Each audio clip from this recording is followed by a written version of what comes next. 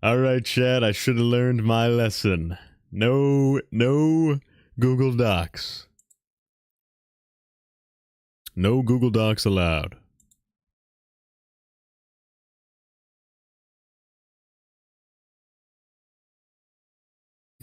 I should have learned my lesson. No Google Docs. Any T-Dreads OGs will know.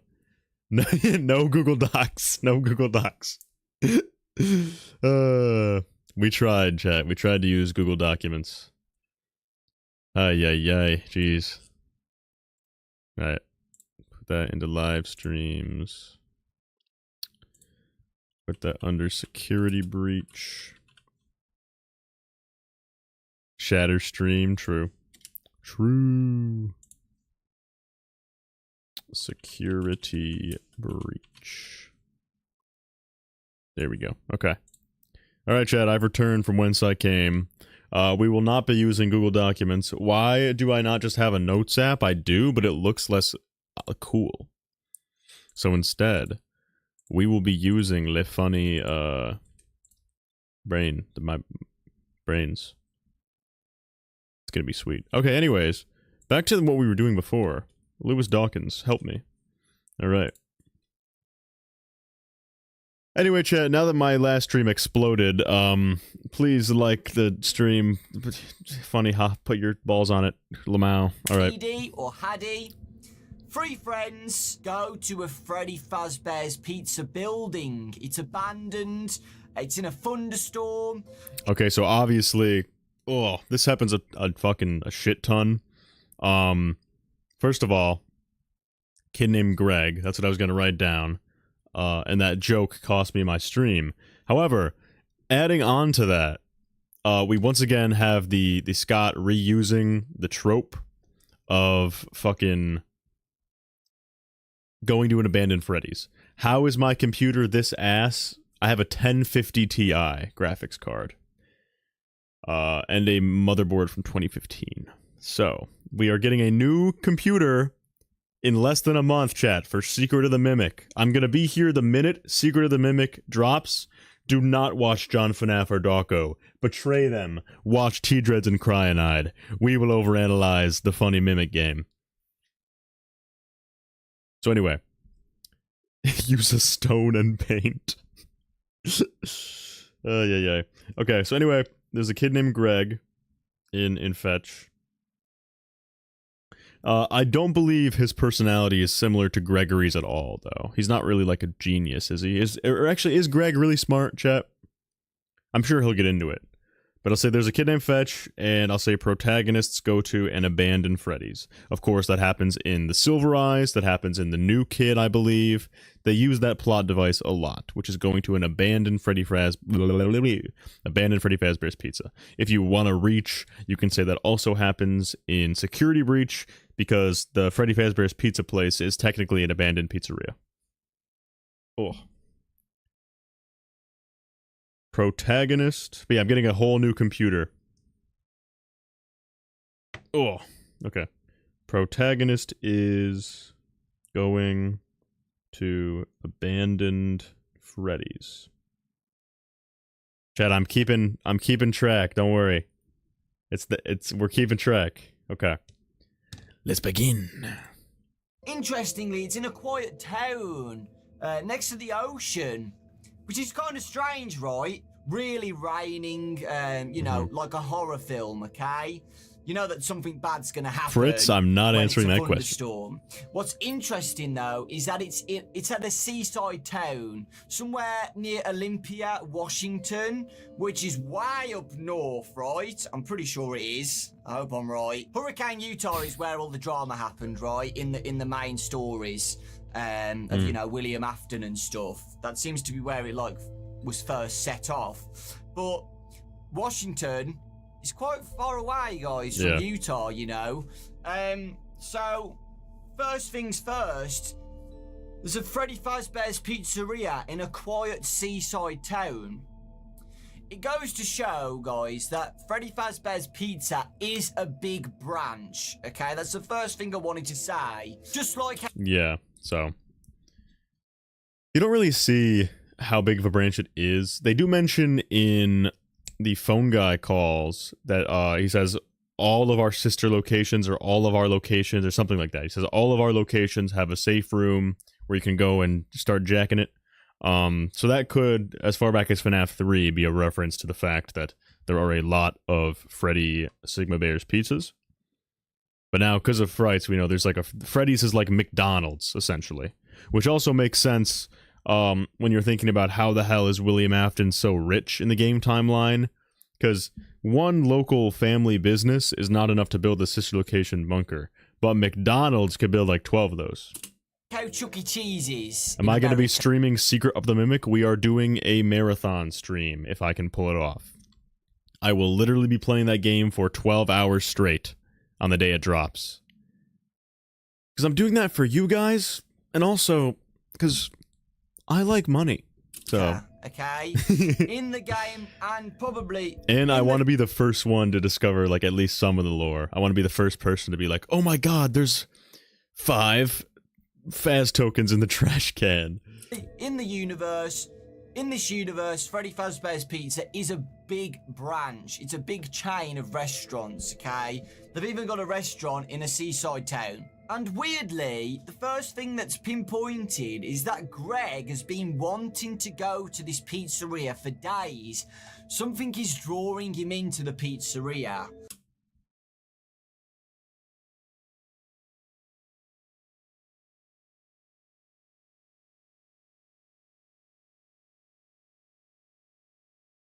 It's the field!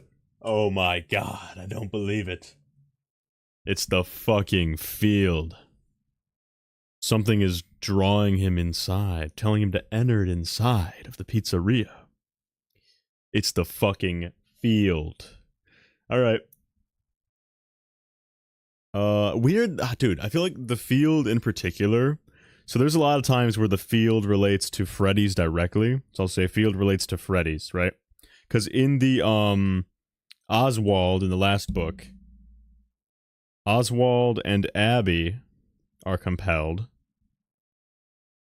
to draw Freddy's characters. So for some reason, the field is, like, all up in Freddy's business. There's a ton of Freddy shit at the field. Or at the field, like it's a fucking place. Whatever this, like, agony field is, it's tied so heavily to Freddy's that whenever it's, like, manifesting shit into the real world, it is entirely Freddy's related. Not always, but in the books you'll see time and time again, hey, I want to draw the Freddy's characters. I want to go into this restaurant. It's sucking me inside. Whoa! That type of shit. So that's another instance. We have Abby and Oswald and now Gregory. Let me push this back a little. Ooh. Also, chat, how are we feeling about my low taper fade? Imagine if T-Dread's got a low taper fade. We don't know why just yet, but we learn later on why. So this is a really nice scene, guys. They go inside the pizzeria, they check the kitchens, and everything is all there and in place. Like, nothing has been taken away. Like, the pots and pans are still there, just like it was how many years ago? The tables and chairs are all there. So Greg wonders why the pizzeria closed and all of the stuff was just left behind. It's kind of weird. It's really strange. Okay, chat, I have good news. I actually have really good news. It is a blessing that that stream crashed, because one of the Andrew songs I used in it, the background music was copyrighted, and the whole stream just got struck. So it was actually the field crashed that stream for me to save the T-Dreads YouTube channel. Actually, it just goes to show that the pizzeria was closed suddenly by the looks of things. Like, the business was closed They suddenly. said my low taper fade was mid.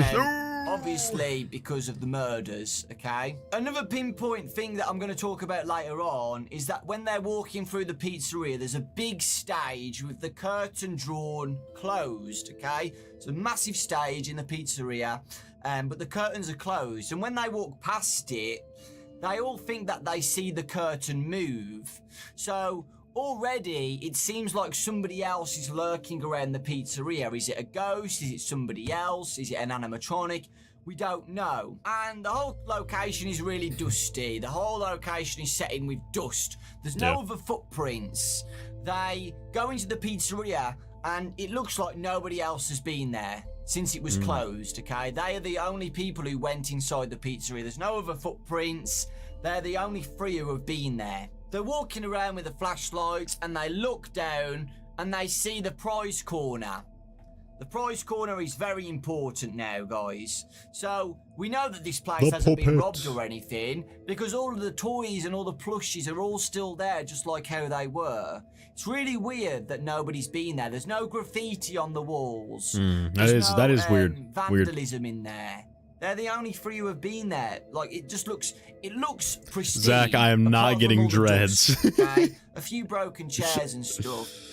Probably just being withered away. Inside the location, it's normal. It's pristine apart from the dust. Outside of the pizzeria, it's been withered away from the ocean breeze, the salt. The salt is very bad for eroding. That is bizarre.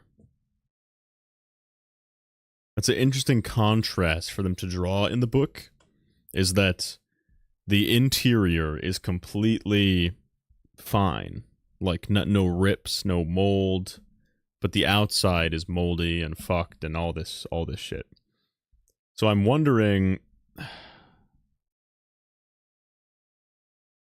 That's so strange. I wonder what that could be... Just like preserving... Thank you, Bailey, for subscribing. I'm wondering if that's just like That's tough. That's tough. Things, right? I can't think of anything in the series that would make it so that the inside is like cool and the outside is like not cool. Apart from remnant tisms, withered and everything, but inside the pizzeria, it's all the same. It's been the same for years, just a layer of dust on everything. And Greg again thinks, like, why was I called here? Why do I feel like I was called into this location? So Greg goes in the location Doctor Who-ass building. Something is calling him. Greg had known something would be here, but he didn't expect the building to still hold dishes and furniture and what else. Greg looked at what Heidi held and he sucked in his breath. Was this why the old place was calling to him? And all Heidi was holding, guys, was like a plushy figure. Not important, but it goes to show that Greg is actively searching. Somebody should burn them. Like, why was he called here? He's been called here to get something. So on the prize counter, guys. Why the fuck is it? Why is Greg Harry Potter? And why is he like... And Fetch will mark him as his equal, but he will have power the Fetch knows not. Why, out of all the people that could have got called into this building, is it Greg? This is kind of dumb, because he's kind of mid, you know. So if it was fucking like Michael Afton or something, I get that, but Greg's just a guy, man. Guys, there's loads of figures and plushies of octopus, you know, weird characters that we've never seen before, and there was some good prizes as well. Some octopus.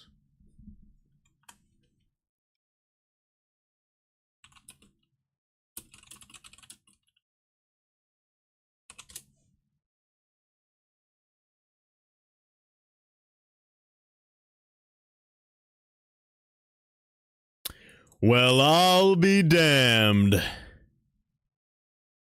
Well, I'll be damned, chat. It's the field. The field. Flint and Field. That's crazy. That's wild. That is strange. I'll let that just sit inside of you.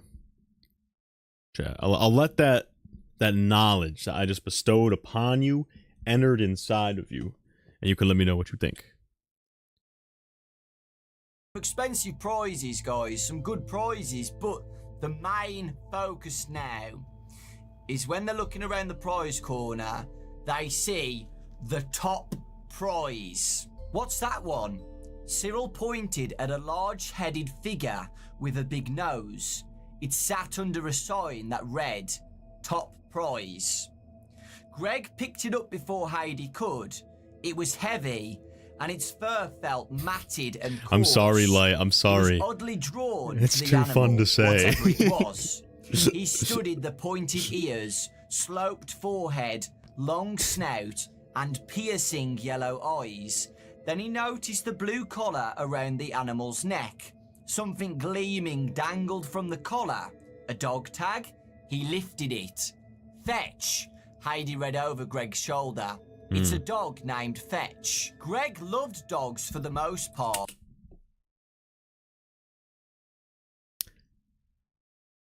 Why is this here? When Andrew's remnant juice busts on it, it's in like a fucking warehouse in the middle of nowhere, right? Why is it in it? Why did it go to a pizza? Because that's after Fazbear Entertainment is already cooked. Why is it in a pizzeria? How does it get from warehouse Afton goo explosion to a pizzeria? Or is it implied that this is like some sort of like remnant memory that you can go into and take things out of, like just like the pit? So how Oswald gets like a rat in the game and like, oh, the rat's in the real world. Maybe you can go into the pocket Fetch dimension and just get Fetch out of there. Just showered, what did I miss? Not a true FNaF fan then. Real FNaF fans don't shower.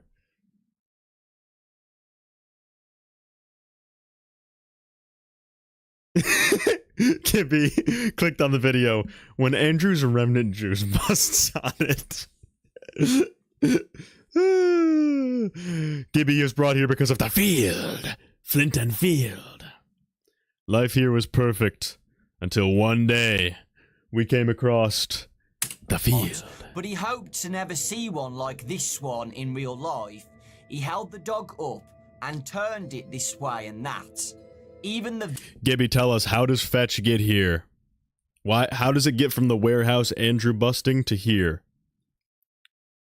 Tell me, Gibby. Vicious old dog Reveal your secret. that lived next door to Greg wasn't this ugly. Fetch looked like someone had crossed the big bad wolf with the shark from Jaws. His, surely it was a he, head was a triangle, pointy on top, with a mouth far too wide for comfort at the bottom. Fetch's fur, which looked greyish-brown in the splotchy glow of their flashlights, was missing in places, revealing tarnished... Fetch broke down. Yeah, I'm saying how to get there, though, because this story has to take place after Andrew field agonies it, because otherwise I don't think Fetch would be killing people. metal beneath. A couple of wires stuck out of the big... Alright, chat. T-Dread's lore. It's a pocket dimension. You all suck. The pizzeria isn't actually there. It's a fucking... I'm telling you, it's a pocket dimension. Just like the pit. Just like the world in the pit, the pizzeria that has Fetch in it is literally spawned in. On some Minecraft shit. Random world structure. Depending on your seed. It just spawns in, dude. That's why it's so unmarked on the inside, bro. I'm telling you. It's just a random-ass building. You go in there. Agony Fetch. Agony Fetch. So yeah, Fetch is a projection. Fetch is a projection. Ears and a partially exposed cavity in Fetch's belly revealed what looked like primitive circuit board. Look at this! Cyril was surprisingly now interested in the counter. He picked up a small booklet inside a plastic sheath. I think it's the instructions. Let me see. Greg plucked the booklet from Cyril's grasp. Hey! Cyril squeaked. Greg ignored his protests. This could be it.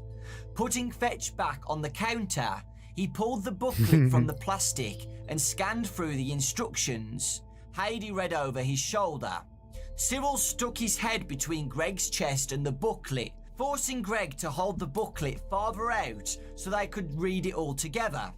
Fetch, the instructions explain. Yeah, so what this reminds me of is,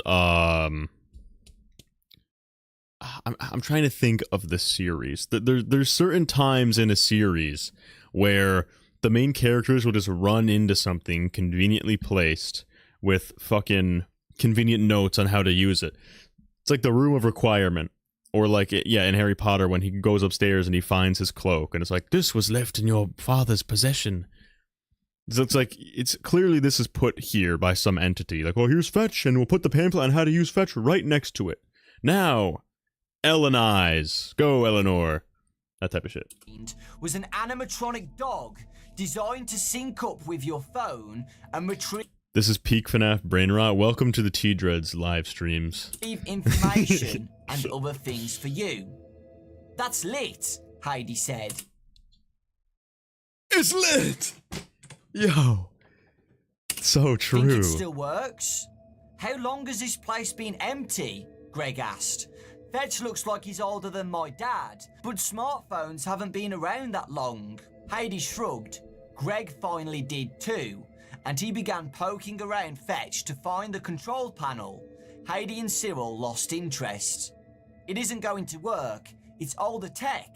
It won't be compatible with our phones, Cyril said, cringing when the wind surged against the building again. Greg felt a chill sliver down his spine. Whether it was related to the wind's eerie onslaught or something else, he wasn't sure. So guys, I think it's pretty obvious that Fetch is what Greg has been looking for, okay? Greg was drawn into the location, looking around for something important, and his eyes are interested in Fetch, okay? Again, this is pretty sci-fi, but it seems like something has drawn Greg to find Fetch. A very important part in this now, guys, okay? So, when Greg is trying to configure with Fetch... Yo, millennial. Chat thinks I'm 30. It's not active right now. He's trying to turn it on and activate it. The storm stops. There is silence now in the pizzeria, okay? Okay, yeah, so this shit's a pocket dimension. That's not how that... Andrew is not Jesus. Or maybe he is. I feel like he can't just, like, move, would part the sea, clouds, turn to sun. I don't know. That's a little... Chat, debate whether or not Andrew is Jesus really fast. I gotta go get my Taco Bell. Which I have not scanned. Scammed. I've not scammed. Okay, just wait right here. I'll play Lewis. Because I know you guys have ADHD. He's trying to mess with Fetch, trying to configure him. The storm stops. While he's trying to configure Fetch, above him is a dark stain on the ceiling. Right above him when he's trying to configure with Fetch. Trying to configure with Fetch. Storm stops. Above him is a dark black stain. Everywhere else in the pizzeria ceiling, there's no other black stain. Okay, just above Greg. And then, suddenly, the storm comes back. Crash! Fetch activates. He'd picked up Fetch and found a panel under Fetch's belly. Juggling the instructions, Fetch and his flashlight, Greg bit his lip and concentrated on hitting the right buttons in the right sequence. For an instant, the wind and rain let up. I'm back. Leaving the building in a silence that felt almost menacing. Greg glanced... Oh, chat, what'd I miss? Also, I am gonna have to scam Taco Bell because they didn't give me my drink. So I have a right to... I have a right to request a refund.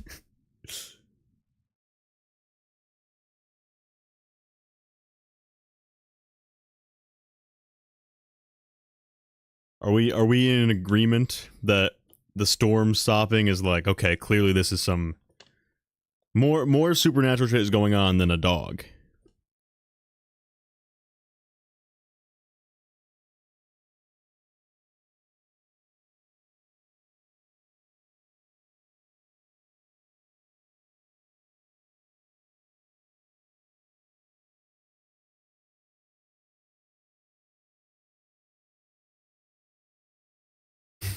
Here he goes again.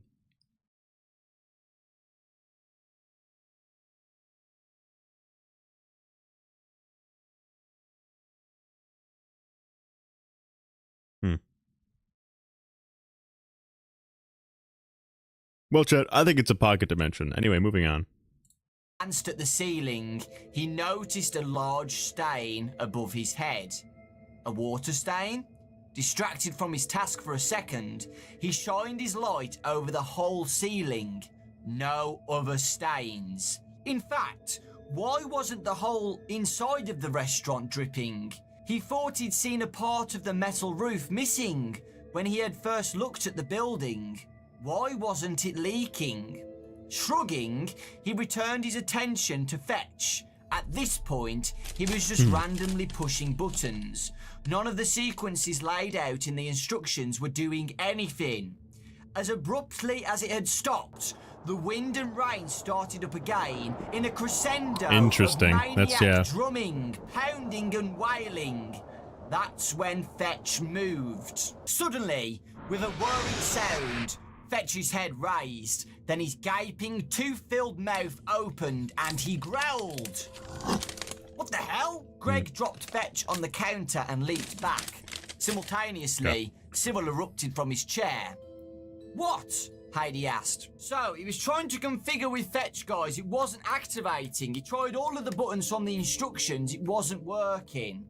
To me, Fetch wasn't active and it wasn't going to work, okay?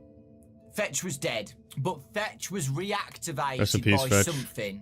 Dark spirit, you know, the location could be haunted. Agony. It feels like the dark stain. Pickle Pepper with the $3 said the 0-point field. Let's go. Chat, let's all get a field. Represents something, and the thunderstorm seems like that dark stain entered Fetch's body. So the dark stain was probably agony. Just a dark entity. I don't think he knows what guys. agony is yet. Sorry about the noise, chat. I need my quesadilla. But to me, guys, something is possessing Fetch. We don't know who, but that's what I'm getting from this. So after when Fetch growls, guys, he's active now. He's just sat there doing nothing. And they all think it's really cool. Like, Fetch is activated now. It's really cool. But they also wonder what was behind that curtain. Okay, remember I talked about the curtain and the curtain possibly Saturn. moved at the start. They wonder what happened. Then a door slams around the pizzeria. There's a big bang. So somebody has slammed a door, whether it was the storm, whether it was somebody else. A door slams. Can you have some? Sure, here you go. They leave Fetch behind and they all run away. Okay, they all run away, run out of the pizzeria, and they all go home. Pretty cool start, guys, right? They all enter the pizzeria, they find Fetch, they activate Fetch, big door slam, they all run home, okay?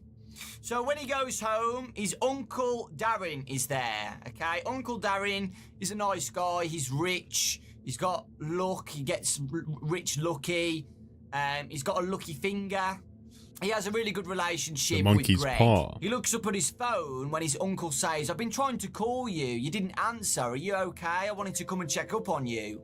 He looks at his phone and he's got missed calls from his uncle. He didn't hear them in the pizzeria. No noise. Okay? Yeah, so I feel like that is more evidence that this is a pocket dimension. If it's disrupting the fucking electromagnetic field or whatever, the electromagnetic field when it goes in there. Noise from his mobile phone in the pizzeria. So I think that is not even. I genuinely, and I haven't even watched Gibby's video awake. Gibby's Frights videos are always when I have insomnia and I'm like, please Gibby, serenade me. That's not an insult, Gibby. They suit the purpose I use them for. So the whole Brigadoon shit you guys are talking about. No idea what you're saying. But even without knowing about that, I think it's a pocket dimension. About this, guys, about this part. Just his Uncle Darren's there fixing up a generator because the storm's really bad. Greg doesn't like his dad. He likes Uncle Darren more than his dad.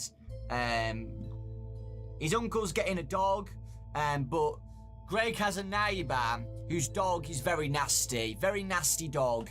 And when Greg was younger, the neighbour's dog bit his ankle, and he had to get stitches. Greg has had a rough time with dogs in the past.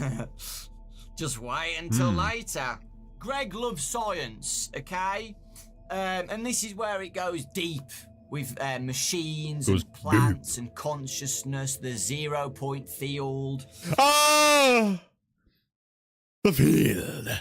Machines and consciousness, machines having a brain, machines understand. Machines having a brain and a nervous system, and perhaps even a muscular system designed by William Afton in the Funtime Animatronics?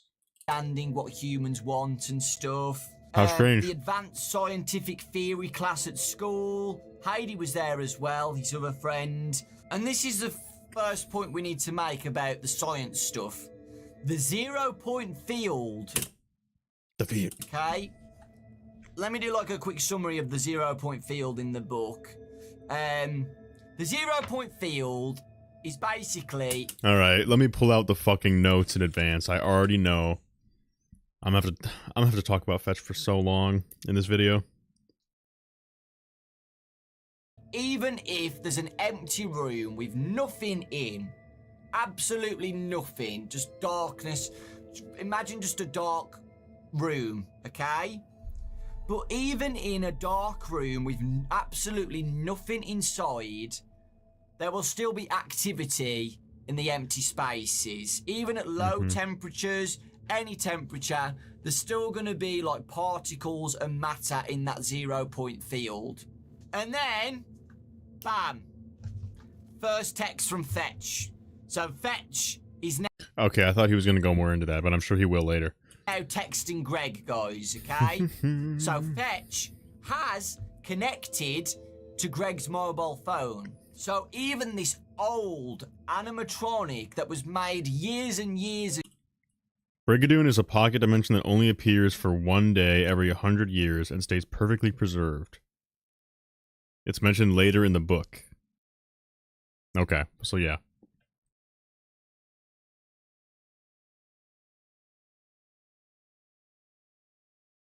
Yeah, I mean, that's kind of like fucking Pennywise a little bit. Like Pennywise and Derry. Ago, He only awakens once every 100 fields. Connect to a modern mobile phone. Remember, guys, this is set in modern times, okay? They watch YouTube and stuff, and Fetch can connect to his iPhone. Let's say he's got the new iPhone.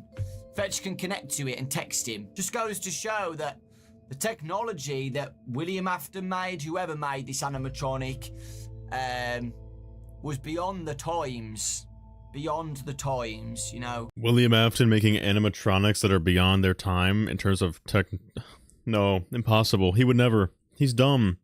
He could certainly never create some sort of circus baby. An animatronic connecting to the phone. Now, is this the spirit, or whatever, this dark entity connecting to the phone, or is it the actual robot, the tech? That's actually a really good question. What do you guys think?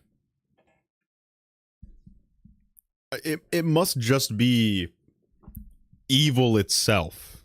Like agony and evil itself. Because I don't think Andrew gives a shit about Greg. So I'm assuming it's just agony itself wants to create more agony. Technology. We don't know. What do you think, chat? Make sure you type in the chat so I can see it.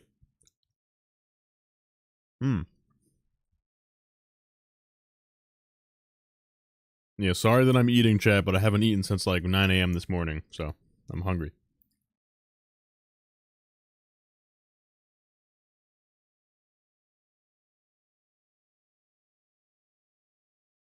It's just a field.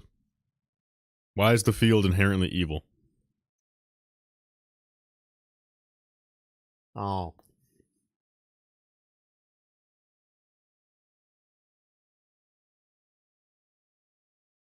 Yeah, it's weird. Because I don't know why the field would be inherently an evil thing. Hello, Jesse.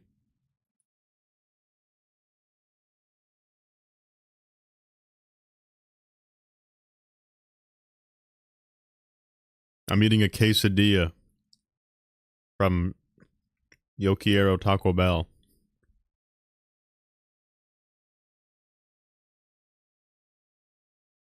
Okay, so nobody seems to know, because someone just said, Absol just said that Fetch was programmed to try to manipulate the field for its user. Okay, so they never actually explain, like in the story, why it does that. Got it.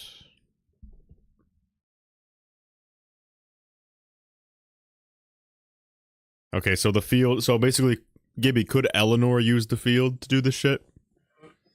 Because then I could say it's just Eleanor using the field.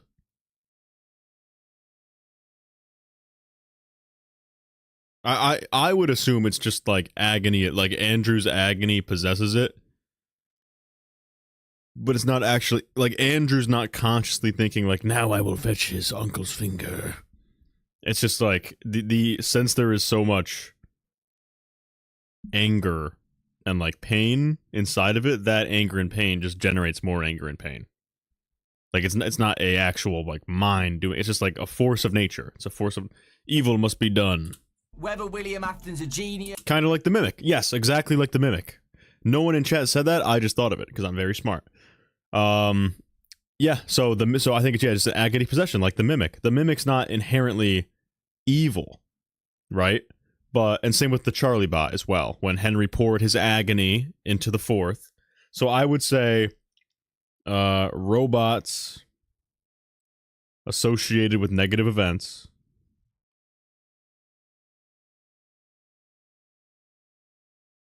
Robots in negative events take on a violent nature. Now, you could say that, T-Dreads, the Mimic only rips people's arms off because, it was programmed to do that. But the feats of strength the Mimic is capable of are not happening for a normal robot. That thing is ripping off limbs, it's going absolutely nuts. So the feats of strength the Mimic has, clearly something is off about it. So I would say robots in negative events take on a violent nature. And that's a repeated trope with the fourth closet and the Charlie bot. Wait, no, sorry, the fourth closet and the Mimic.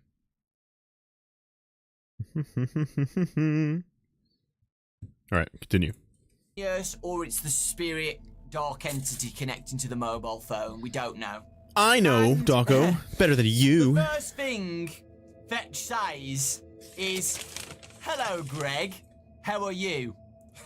It's crazy, right? So the first thing Fetch says to Greg is, "Hello, Greg. How are you? Question for you.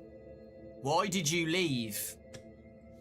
So Fetch is weird, man. Fetch is weird. So Yo Fetch is quiero. like, "Why did you leave?" Taco Bell. And then Greg thinks it's a joke, like, "Ha, you're hilarious." And then he goes, "Thank you. You answer. Answer the question, Greg. Why did you leave?" And then he repeats it again. "You answer." So already, guys, Fetch is pretty aggressive. Like, he wants to know why Greg left. Greg doesn't tell him why. But that makes Greg think about who was in the location, who slammed that door. Again, I'm going to talk about that in the lore part, who I think slammed the door and who's going around and stuff. But I wonder if it's a prank and somebody who slammed the door came into the pizzeria and took Fetch from them and they're pranking around. But yeah, Fetch is still texting him, guys, all the time. Oh my lord, more bans from Pickle Pepper. It's weird that the Mimic is as strong as it is when it's meant to play with a little boy. Exactly. Well, I'm not sure Murray even programmed it to be that powerful. I think it might have been the agony beating the shit out of it that led it to be so agonized. Also, Pickle Pepper, you are allowed to type in chat without giving me money. I will just say, thank you very much. That's very nice of you. I'm texting. But you don't have to do that. Him stuff, listening. Fetch is now connected with Greg's phone, right? Now, this is what's interesting and really weird. So, because Fetch is now connected with Greg... I didn't scam Taco Bell. They didn't give me my drink. Where is my Baja Blast? Where is it, Jaxolotl? Where's my fucking Baja Blast? Phone, Fetch can listen to everything he says, everything he texts. So, when Greg had homework to do, Fetch sent him website links to help him. Let's say I... So is it implied that Fetch...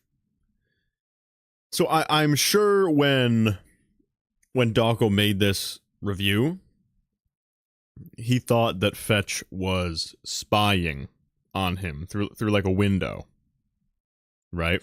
That's how he knows. With our knowledge of the field, is it possible that Fetch entered inside of him, metaphysically speaking? The Fetch entered inside of Greg in terms of the field, and that's how it knows that he's like doing homework or any of this shit. Because I'm sure Dawko's like, guys, Fetch is probably looking through the window, but what if it's like, what if the Fetch animatronic? You know what? Do we ever see Fetch? Do we ever see him leaving the limbs? Does the physical dog ever come and... Sorry. Don't clip that. Does the physical dog ever bring the limbs, and that scene is described? Like, the dog opened its mouth. Because doesn't it just leave the stuff? Doesn't it just leave the... It just leaves the fingers and shit, right? So what if it metaphysically entered inside of him, dog, and Fetch isn't even doing anything? It's entirely the field, just manifesting limbs. Think about that, chat. Here's a little tickle for you. Tickle, tickle. Studying maths and I didn't understand the question, Fetch would text me the answer. Or text me a website to help me. So Fetch could listen in to Greg at all times. Now, at the science class now, for homework, they're studying REG coding. Is it at his house? Is the dog at his house? I know he goes and finds it at the end, but does he find it at the pizzeria or at his house? 0010010, that coding, okay? And the zeros and the ones mean different things, and they come up with a code when you put them in all together, okay? Fetch gives him a code, guys. The 01100, and it says, okay, question mark.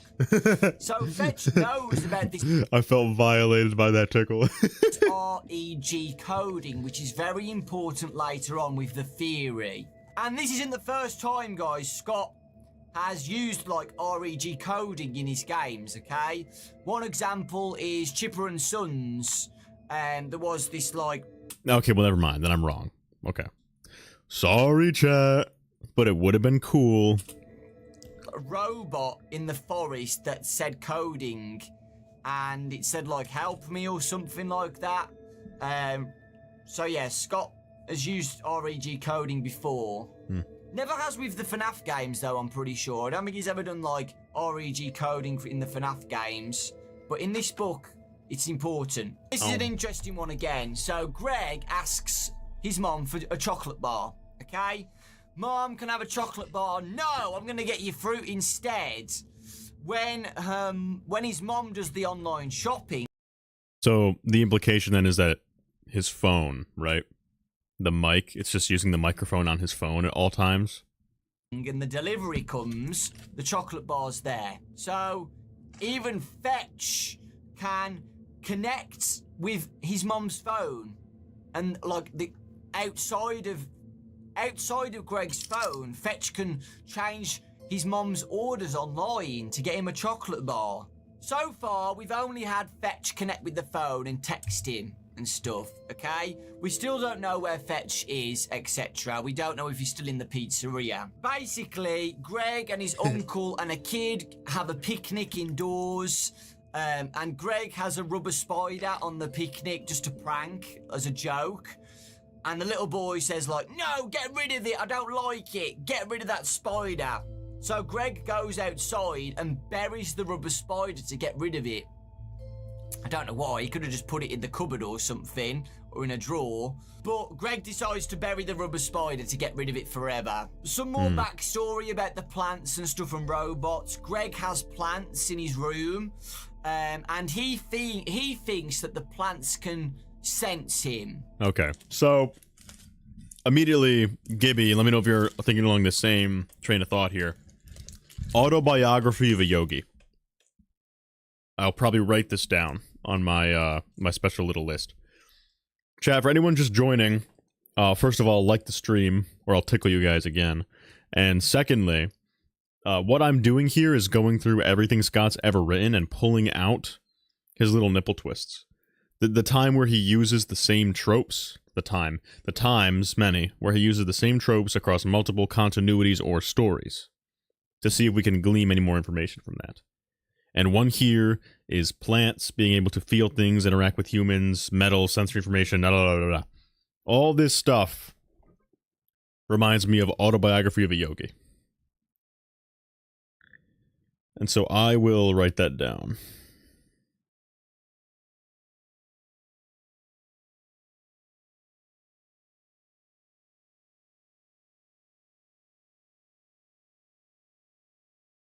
Plants having sensory capabilities / nervous system.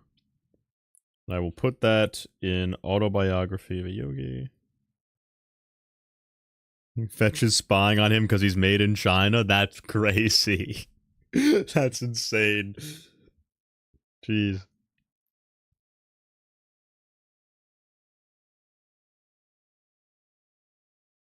Okay. And they respond to what he does. So let's say Greg played some opera music. It helps the plants grow. I'm just telling you that, guys, because Greg is obsessed with plants and like mechanics and stuff, sensing things. Yeah. So again, the whole thing I talked about in the sister location video and Autobiography Yogi nervous system, put it onto plants and animals and metal. Knowing things. And that directly goes back to the pizzeria building. Does the FNaF pizzeria building have its own sense? Can it draw Greg into the location? That's what I mean. The 0-point field and stuff. So there's a big bully at the school, guys, called Trent. He's a bully and Greg, Heidi and Cyril hate him, okay? And they really want to prank him. And apparently, Trent hates spiders. He hates spiders to death. And they all thought, texting, talking to each other, why don't we prank Trent with a spider? And so I'm trying to figure out if it's the dog literally listening to and performing the actions, or if, given the story's B-plot or subtext about sensing and the field, if Greg just thinking about these things happening manifests them into reality.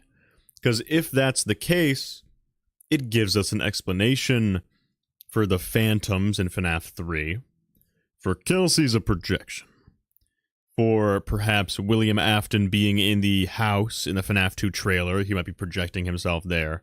So I'm thinking that if it is Greg's own thoughts that manifest these actions to happen, rather than a malicious AI in the dog itself, which it seems to be, I think that it might be a recurring theme in the series that you can literally just, if you think big enough, it becomes the real.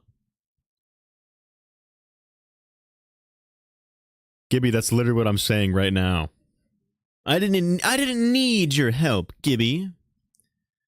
Except I do. Please don't leave me. Don't leave me here. Michael. The field. Greg goes, oh, I have a spider. I've got one, but I buried it in the backyard. I'll need to go and get it. Greg. Oh, and also Oswald gets coins in his pockets. Haha. Time to write down manifesting. Manifesting stuff.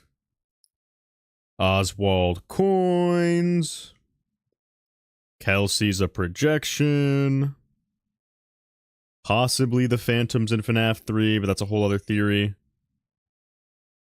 Wait, that's not even possible. because Springtrap doesn't get there till night 2. All right, everyone suck it. Forget that. And then movie after in the hallway, question mark. So if you just, because yeah, I feel like if you just think epically enough, then your dreams will become real. Dreams becoming real. Prepare for the horrors. Greg goes to check up on the spider, the rubber spider that he buried. Oh. Okay? He opens the door, and on the welcome mat outside the house is the rubber spider. Fetch got the spider for him. Fetch dug up the spider, grabbed it with his mouth and dropped it off at the welcome mat, okay? We know it was Fetch because there's bite marks on the spider in the bag. So yeah, Fetch got Greg the spider without asking. Greg didn't ask Fetch to bring him the spider. All right, well, there you go. So, me when I'm right without knowing the entire context of the story, I'm just that good, chat. I'm just that good. He didn't even need to finish explaining. I already knew. It's the field manifestation of your own will. Okay, Fetch did it anyway. But twisted because of agonytisms. Was watching the texting and the talking about the spider. Fetch got him the spider. No, Darko, it was the field. Remember that, guys, okay? Fetch. It was the field. Fetch retrieves things without asking. Okay? And then Fetch texts Greg saying Merry Christmas when he brings the spider to his door. So Fetch knows everything, okay? And again, dude, this talkable order is so chopped, chat. So Greg's like, oh my god, Fetch has just got me the spider. Through text, he knew what was going on. I need to tell my... Also, the little sister in the movie talking to the MCI kids. Maybe. That feels different than, like, I want this to happen, so it will. That feels like they probably came to her or something. I don't know. I'd have to read the novelization again. I read it like 2 days ago, but I already forgot. So. My friends about this. I'm going to hold a meeting. I'm going to hold a meeting at the house to tell Heidi and Cyril what's happening. Taco. And Fetch texts before the meeting. Do you need food for meeting? So Fetch knows everything, guys. Like, everything Greg thinks and plans. Fetch is like, do you need food for the meeting?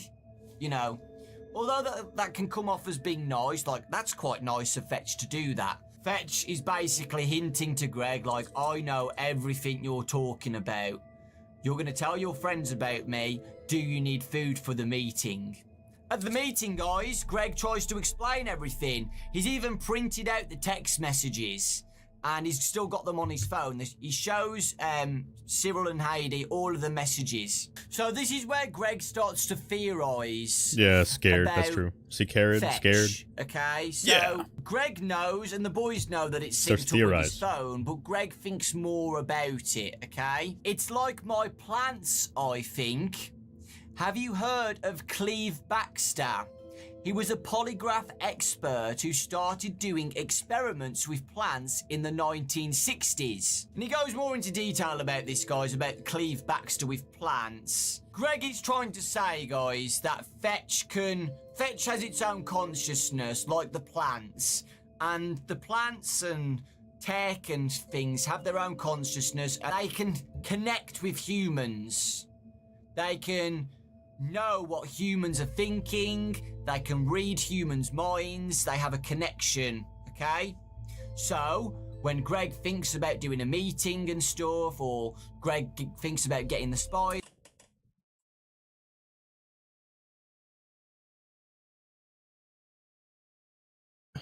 The Funtime animatronics, are they...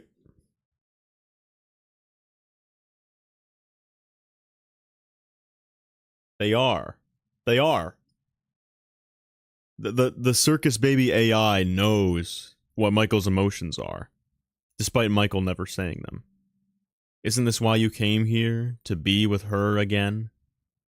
So it's not just literally ones and zeros, I think, that make the circus baby AI so intelligent. Something about the way William programs it, I think, and I'm just saying this because look, I already noted human nervous system, human muscular system, and the whole thing in this book about plants. It might not literally be like, oh, William typed ones and zeros in the code so good that the sister location animatronics now have emotional intelligence. It might actually be something to do with the field. Etc. Not only can Fetch read phone messages and text, he can also... Oh, I have to write that down.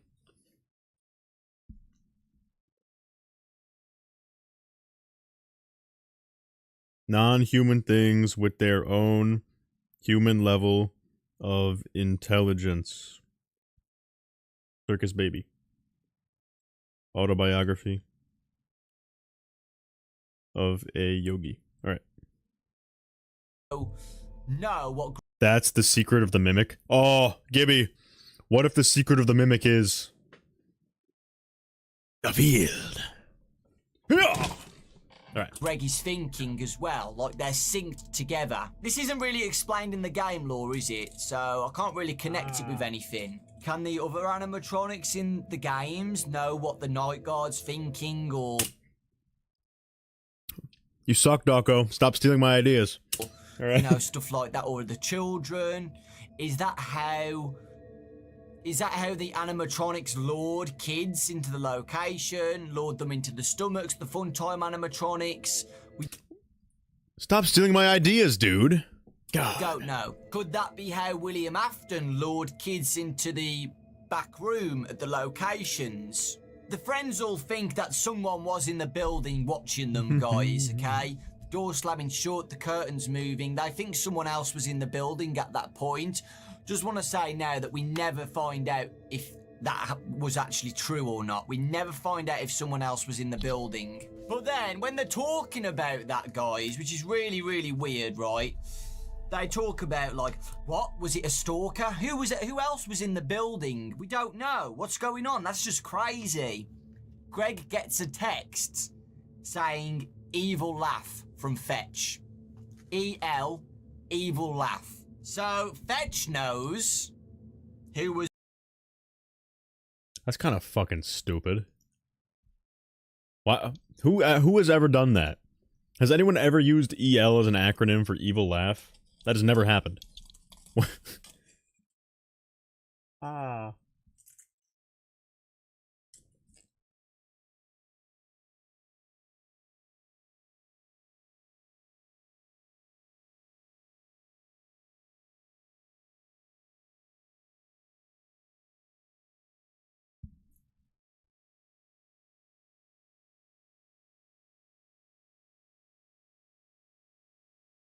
Do I think the theory from the glam rocks also applies? Yeah,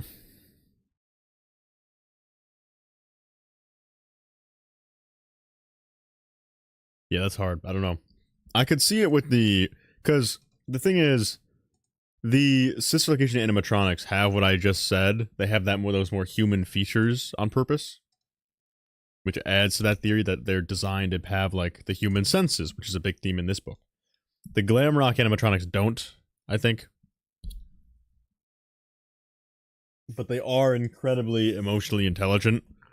So I guess it's just if you want to interpret, like, you could try to argue that they were trained on, like, the thousands of fucking facial data from kid pictures, or I don't know.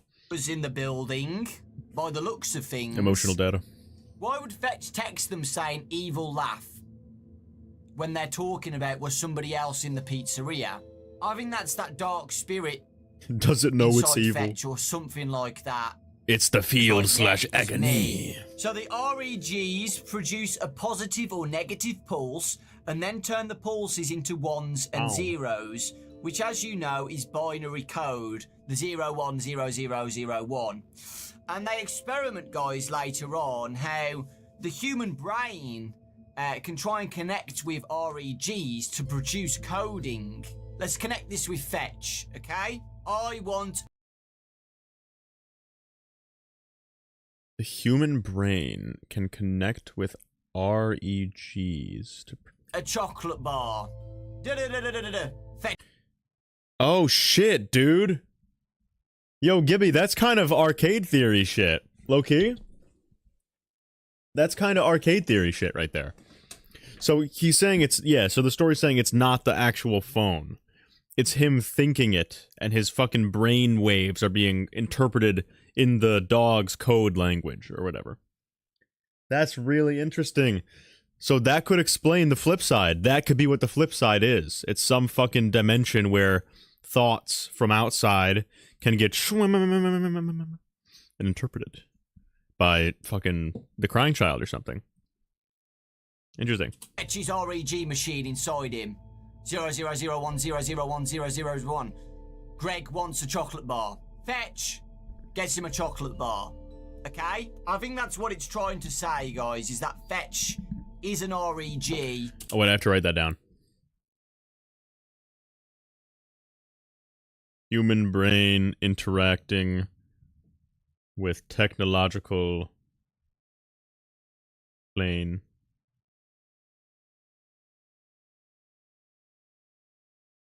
FNaF world ? Arcade theory. Would this also be Princess Quest, Gibby? Would you also say this is getting sucked into Princess Quest? And setting Vanny free? Your mind is doing it by communicating through the Agony Magical Arcade game manifestation? I think so. I'll say Princess Quest.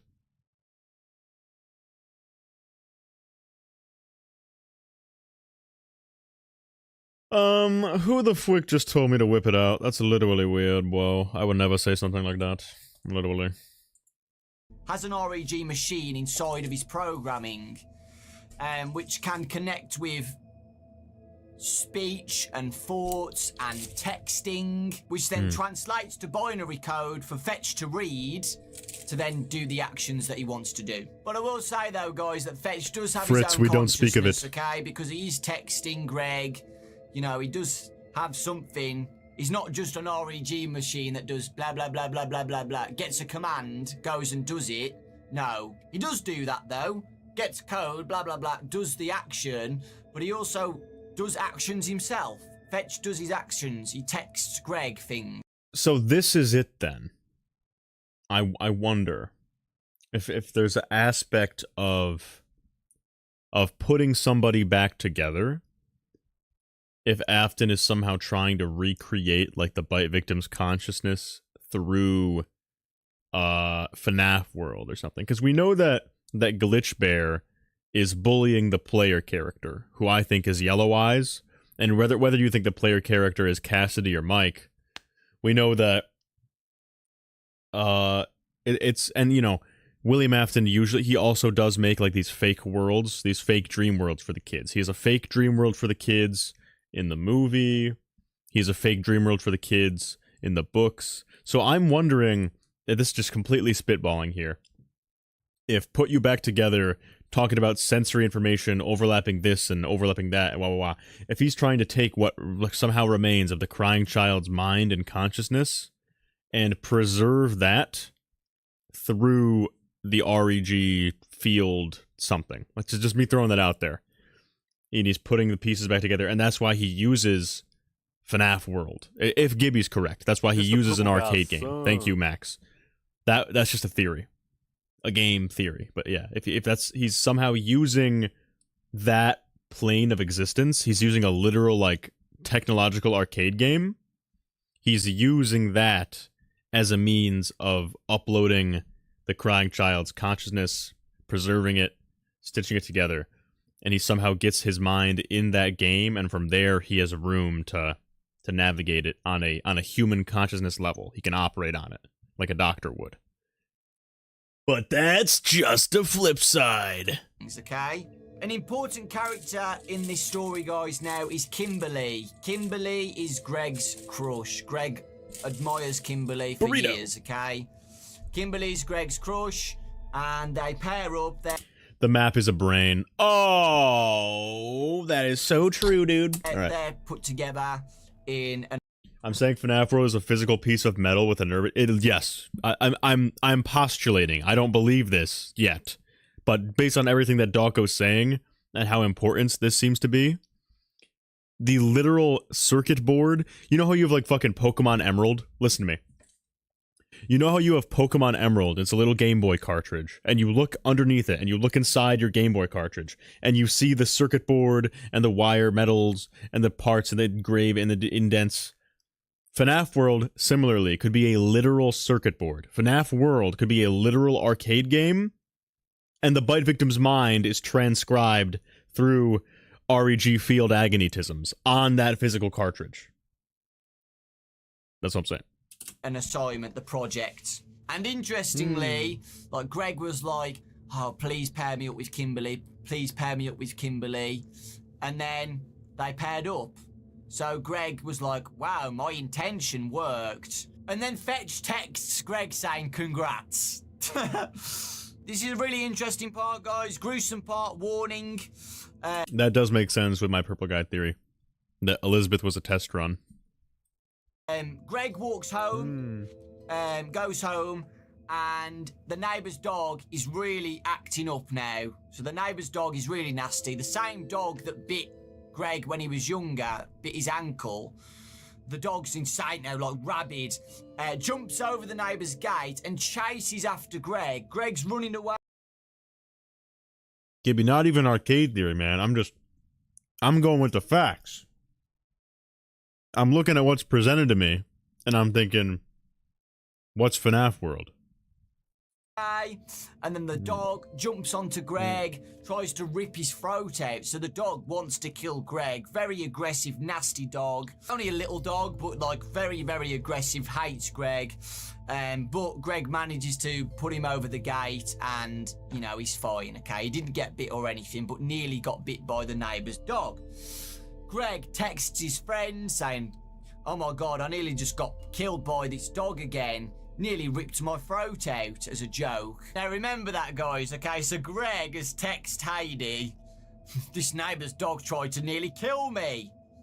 What's Fetch going to do? So at the night time, Greg has a nightmare about the pizzeria being chased by Fetch, oh, look at the little thing, man, and the neighbour's dog next door. Who's the faceless man, Gibby? Is it the Stitch Wraith?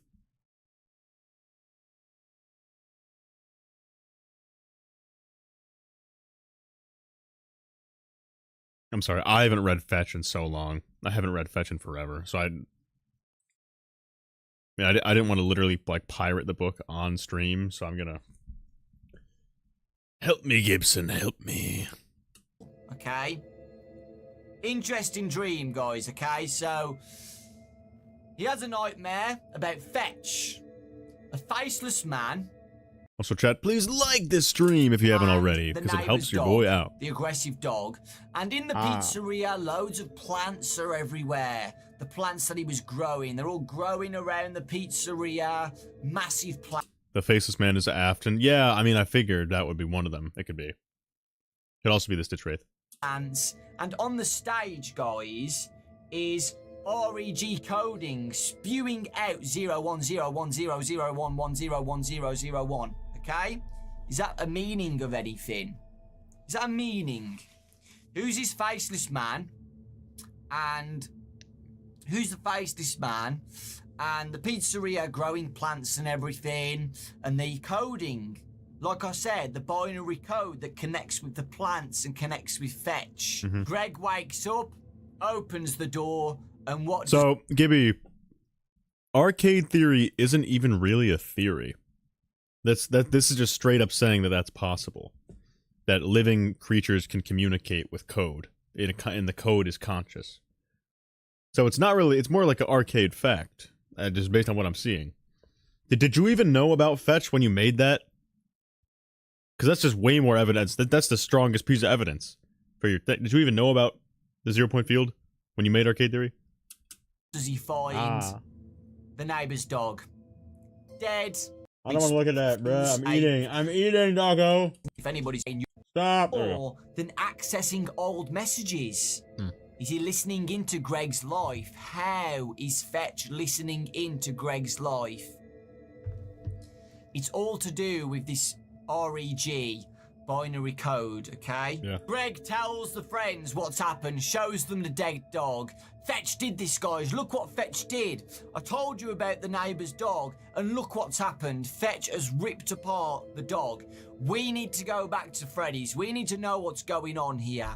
Is Fetch still there? Is this a prank? We need to know if Fetch has moved from the location to prove more that this isn't just a prank. That Fetch is actively out and killing people and dogs and fetching things for me and listening into what I'm doing. Kind of like a Stranger Things, or if you watched It, they get more secure now. They bring baseball bats and kitchen knives. Just imagine the three of them going back to the pizzeria with like baseball bats and stuff. Easy to go back in the location, guys. They go in and nothing's being changed, okay? Where they broke into the location, it's still broken. Nobody's fixed it or gone back to fix it, okay? They go in, just out, just like last time. They go inside, guys, and this is really nice details, guys. I loved this part, you know. We get some nice details about the pizzeria, which is really good. I'm going to give you all the information you need to know. So, they go inside the pizzeria, guys. They try and look for footprints, you know. Was somebody else in here? But all of the footprints that they made running out... Well, Gibby, I'm coming to a lot of the same conclusions that you did. I think, just watching this one. Not even biased towards you. Like, I'm just watching it. I'm like, oh, the story is telling us that the human brain can be overlaid onto circuitry and in RAGs and ones and zeros. Human sensation and understanding that people are capable of. Machines are also capable of that through the field, and like just that's literally what the story's saying. So I feel like not even like it's neat. All the footprints scuffle. There's no evidence of anything else, okay? Cyril tells the friends that he did some research about Freddy's. This was part of a pizza chain that closed down after something happened to one of them. Something happened. It was really hard to find that information. Why? Cyril tried to look why it closed down, but he couldn't find anything on the internet about it. And then they find dog tracks. That's bizarre. Dog tracks That's are around weird. the So it's been covered up. It's got the Disney Frozen conspiracy. Pizzeria. And then they hear a clattering clash in the background over there. In the pizzeria, there's a big noise. They're all like, oh my god, somebody else is in here. What are we going to do? Let's find out. So they go down the hallway and they check each room. And we get some nice details about each room, which was really nice. They first checked the control room. Inside the control room, old PC monitors, keyboards, control panels, nothing else in the room. They mess around with the control panels just to see if anything happened. Nothing happens, okay? The control room. Then they go into security. Breach. Inside the security room is the same. Old PC monitors, all that jazz, you know, just junk, okay? Then they go into a room, storage. And this is the only room left, okay? This is the only room that they have to check. And they want to know if they're being pranked or to see how Fetch is working. Like, what the hell is going on here? Is this a big prank? So, before they open the security door, guys, this is a very interesting point again. Cyril grabs Greg's arm and goes, wait! You never told us what you wanted to do here. Why are we here? Yeah, dude, Heidi agreed. You kept saying you had to see. See what? Fetch? What are you going to do when you see him? Interrogate him? Reason with him? He's a piece of machinery. Yeah, Cyril said. And when we left him, he wasn't there. He pointed to the door. Greg didn't know how to explain why he needed to be here. I have to know whether someone else was here and is pranking us. And if it's Fetch, I want to see how it's working. He didn't bother explaining why he had to look in this room. Before they could protest Because it was him, the field. He opened the door. And he fell back into his friends. Cyril screamed. Heidi gasped. Staring back at the boys, In the gleaming streams of their lights were 4 life-sized animatronic characters. They were at least 5 times bigger than Fetch, who was... This the purple guy's son. Thank you, Annalie. Yes, Annalie. Bananalie. Golden Freddy Erasure and my Fazbear Frights. This cannot be. Golden Freddy Erasure and my Fazbear Frights. Unbelievable. About the size of a beagle. Greg recovered himself first. He aimed his light around the room. Every time the beam landed on something, Greg's breath caught. The room didn't just house the 4 characters. It was also filled with animatronic parts and character costumes. A whole wardrobe full of them. Dozens of pairs of sightless eyes stared at them through the flashlight transcended gloom. Or at least Greg hoped they were sightless. His friends hadn't spoke since they opened the door.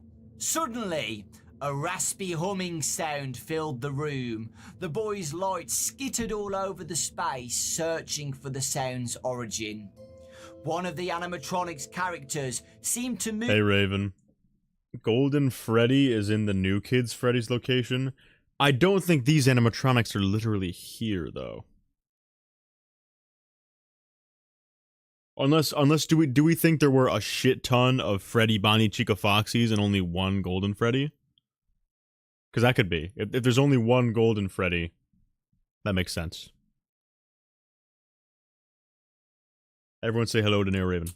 Move its leg, and then something small, dark and furry shot out from behind it, arced towards the boys, barked, and then bolted out the room. Before they could do more than gasp in unison, whatever it was disappeared from view.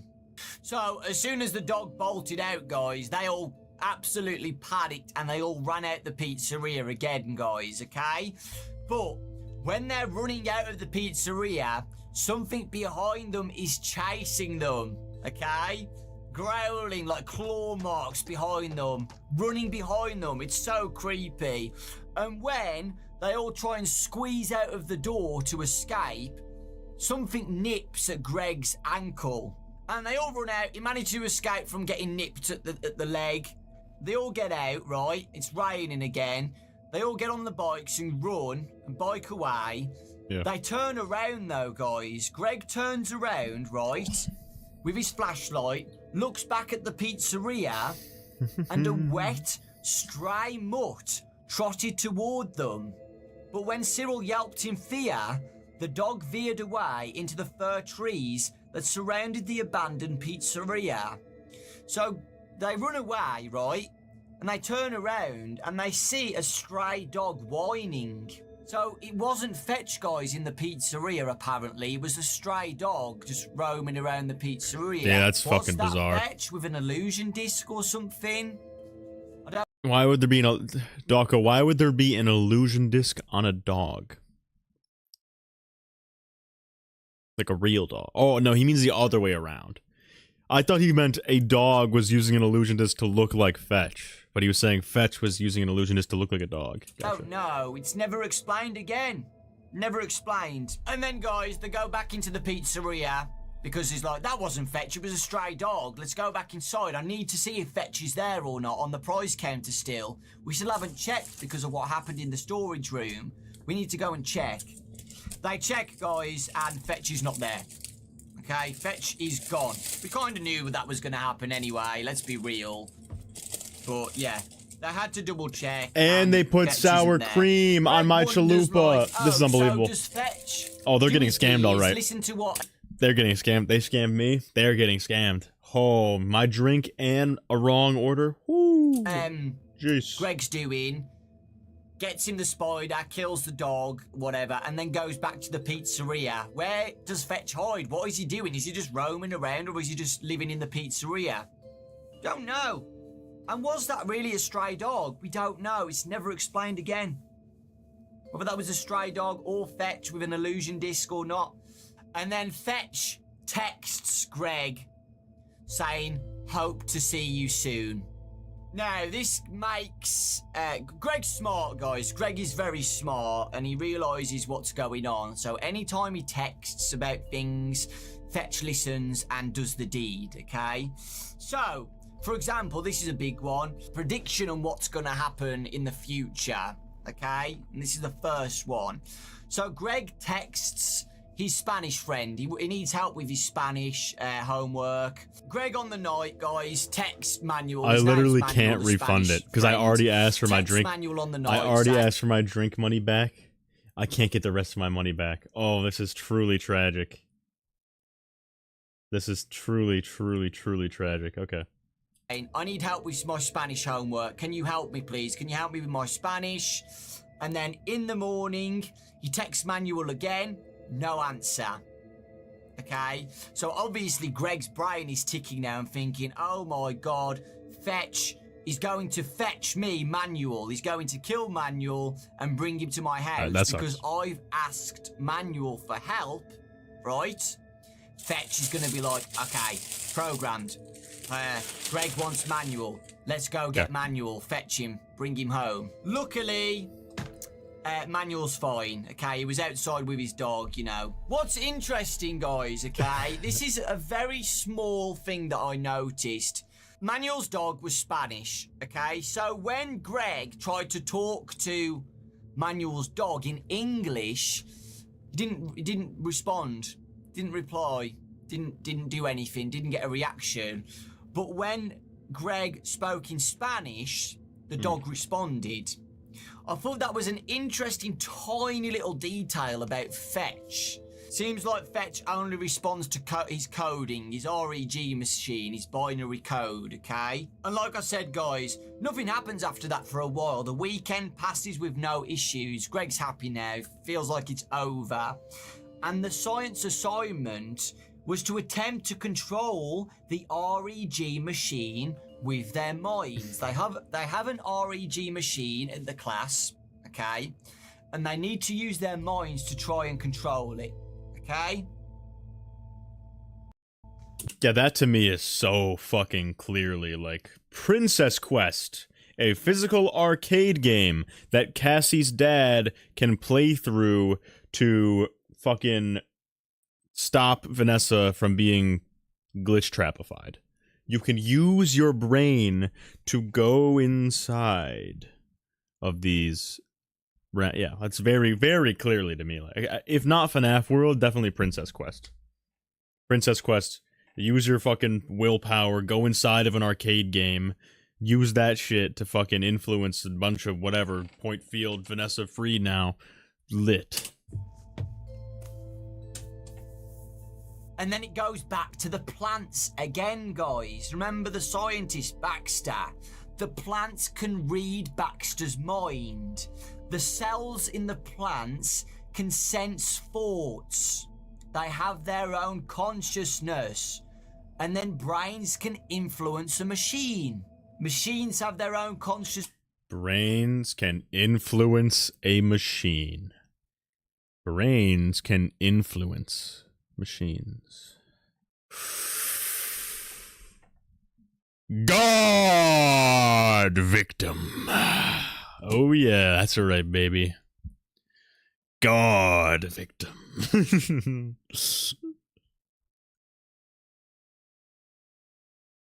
Scott Cawthon, you're not real, bro. You ain't fooling me. You ain't fooling me. Nice try.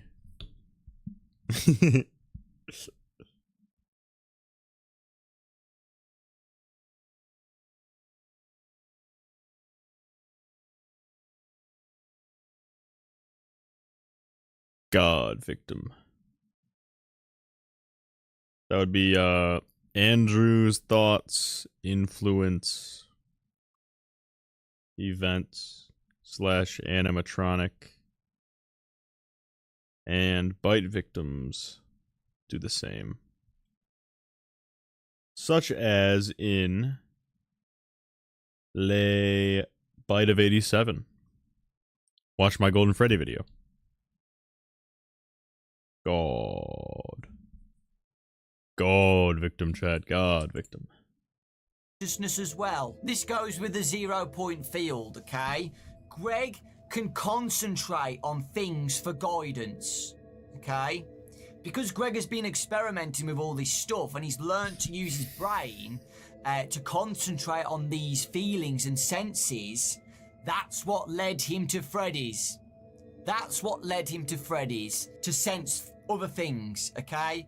And his brain was led to Freddy Fazbear's Pizza and Fetch. It's not just Fetch that can read senses and minds and coding.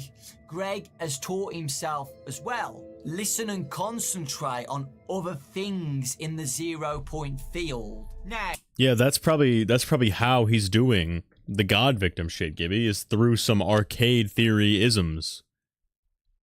Like, the fact that the things he's influencing are robots that are capable of the shit that the field and the REG shit's related to, that's probably what makes the God victiming possible. now, after this science class, guys, Fetch texts him. Too easy. What's too easy? Greg responded. All of the above. All of the above what? Greg asked. 411. All of the above information was too easy? What did Fetch mean? Was he talking about Greg's conversation with Kimberly at class? Was he saying that Greg was making the 0 point field too easy? And why did Greg care about the opinion of an animatronic dog anyway? He wanted to ignore Fetch, but then Fetch texted, REG, me too. Fetch then texted a link to a website that sold small REGs. Fetch is telling Greg that he has a small REG machine inside him. Okay? You can see where...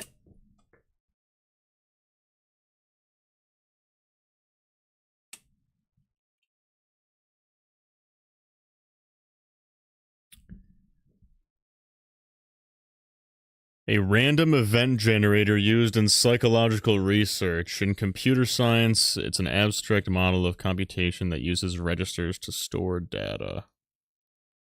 It's used in studies of consciousnesses and paranormal phenomena.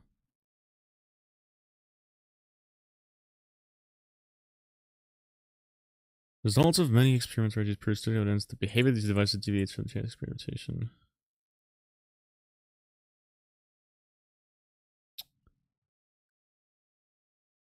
Oh, that's don't want to open that.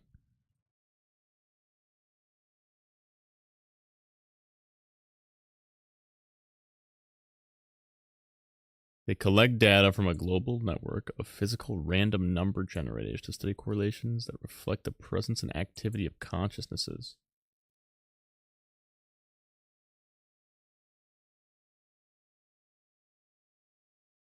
This is kind of niche, isn't it?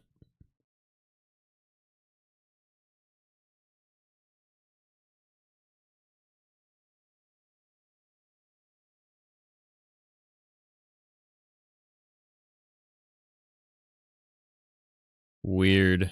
Okay.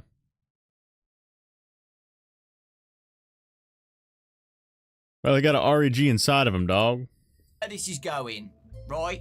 Like I said at the start, that's why the book includes the science experiment with the REG machine, okay?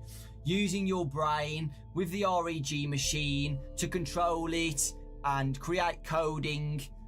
Fetch has a small REG machine inside of him. So when Greg texts things, it's connected with his phone and with his thoughts and his speech and everything. Fetch can understand what's going on, okay? The animatronic dog has an REG machine. When Greg thinks of something or talks about something, goes into Fetch's REG machine that produces binary coding. So the brain goes through the field to get to the REG.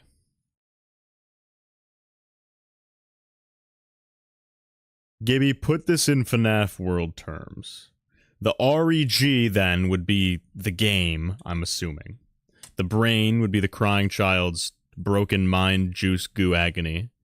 what is the field? What's the link in this instance? What's the staple? Because if it's going from brain to FNaF world, but it needs the 0 point field to get there, what is the field? What, or is that just like, is that not a step we learn about? Is the field is just the field? Like, the brain and the REG are substitutable. Like, the REG can be a game and the brain can be anyone's brain, but the 0 point field is always just the 0 point field. It's not a particular, like, we wouldn't say, like, FNaF 3 is the 0 point field. It's just, it just is the 0 point field. That Fetch then understands, and he does what he's been told, okay?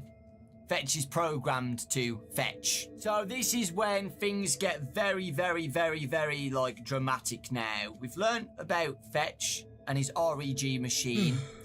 Now, Greg is a bit silly here, guys. It's to do with the plot, though, anyway. It's fun. So, Greg wants to make money, okay? Greg's real. You know, things are chill. So Fetch real, hasn't done anything Greg. bad for a while, okay? So, Greg texts his uncle saying, "Uncle, how do you make so much money? I want some help to know how you make so much money. Teach me how to use your lucky finger." Okay, because like I said at the start, the uncle has a lucky finger apparently that's a joke around the family where everything he touches makes money because he's rich. You get So literally all the fucking machines have the fucking field inside of them, literally. Okay, that's literally pretty sweet, I guess. I don't know why Fetch needs to have a REG then. I don't know why he can't just be a machine. I don't know why that has to be called out in the story. He's got rich very lucky, you know, he's a lucky man. Fetch texts Greg. Listen, Gibby, this is a live reaction. You already thought about all this to make your video. I didn't do the tinking yet, okay? Stop bullying me. Greg saying, I'm just "Good trying. night, I'm trying sweet my dreams." best over here, man. See where this is going, right? Cool. Greg woke up and realised still no answer from Uncle Darren. Oh no, guys. Greg thinks, oh my god, what have I done? I need to go and check on my uncle. He doesn't live that far away. I need to go and check on him now. At the welcome mat, again. At first, it was a spider. Next, it was the dead dog. And now, it's Uncle Darren's lucky finger with the ring on. So Fetch did what he was asked to do. You know, he read through the texts, pinpointed, how do I make money fast, Uncle Darren? How do I use your lucky finger? Fetch. Bing bong, bing bong. What is he doing? Go and kill Uncle Darren, grab his finger. Give it to Greg. Luckily though, Uncle Darren was not dead. The mom comes to the door. Luckily, she doesn't see the finger. He grabs it and puts it in his pocket to hide it. The mom goes, "Oh, I've got to tell you something. Something's happened to Uncle Darren, Greg. He was attacked by a wild animal. He's in hospital recovering, but he'll be okay. I can't believe this has happened." And then obviously now Greg is like, "Oh my god, what have I done? Uncle Darren nearly died because of what I did. I texted him, and look what I've done. I need some air, Mom. Give me a sec, I need some air." Page 70. Let's have a read. Greg didn't know where he'd been planning to go when he left his house, but before he could go anywhere, he was stopped in his tracks. Did Edwin accidentally make the most field compatible machine? Because it is just like the whole point of it is just to communicate and understand the child, I think. And there's several points in the story where the mimic stops mimicking and starts acting like emotionally of its own accord like a kid. Like when I think they're like making costumes out of like lace, or the mimic puts lace on its head as like a girl's wig, or they do some funny shit. But it's not just the mimic like observing the kid and copying it. The mimic is also like emoting and being funny. Was that? Yes, it was. The field. under the shore pines clustered near the back of his yard, next to the marram grass at the edge of the dunes, Fetch sat. His eyes glowed red in the now pre-dawn light, and his ears were tilted forward as if in question. Greg was so angry and upset, he didn't even think about running away. Instead, Gibby, you haven't read The Mimic yet. This is where I succeed. You know what's really funny is that this artist drew the Funtime wiring inside of Fetch, probably without even knowing that that actually correlates to my theory 100%. Because the Funtime wiring, which represents the human muscular system, wrapping the nervous system in the Funtimes, is what gives them their ability to act in such a human manner.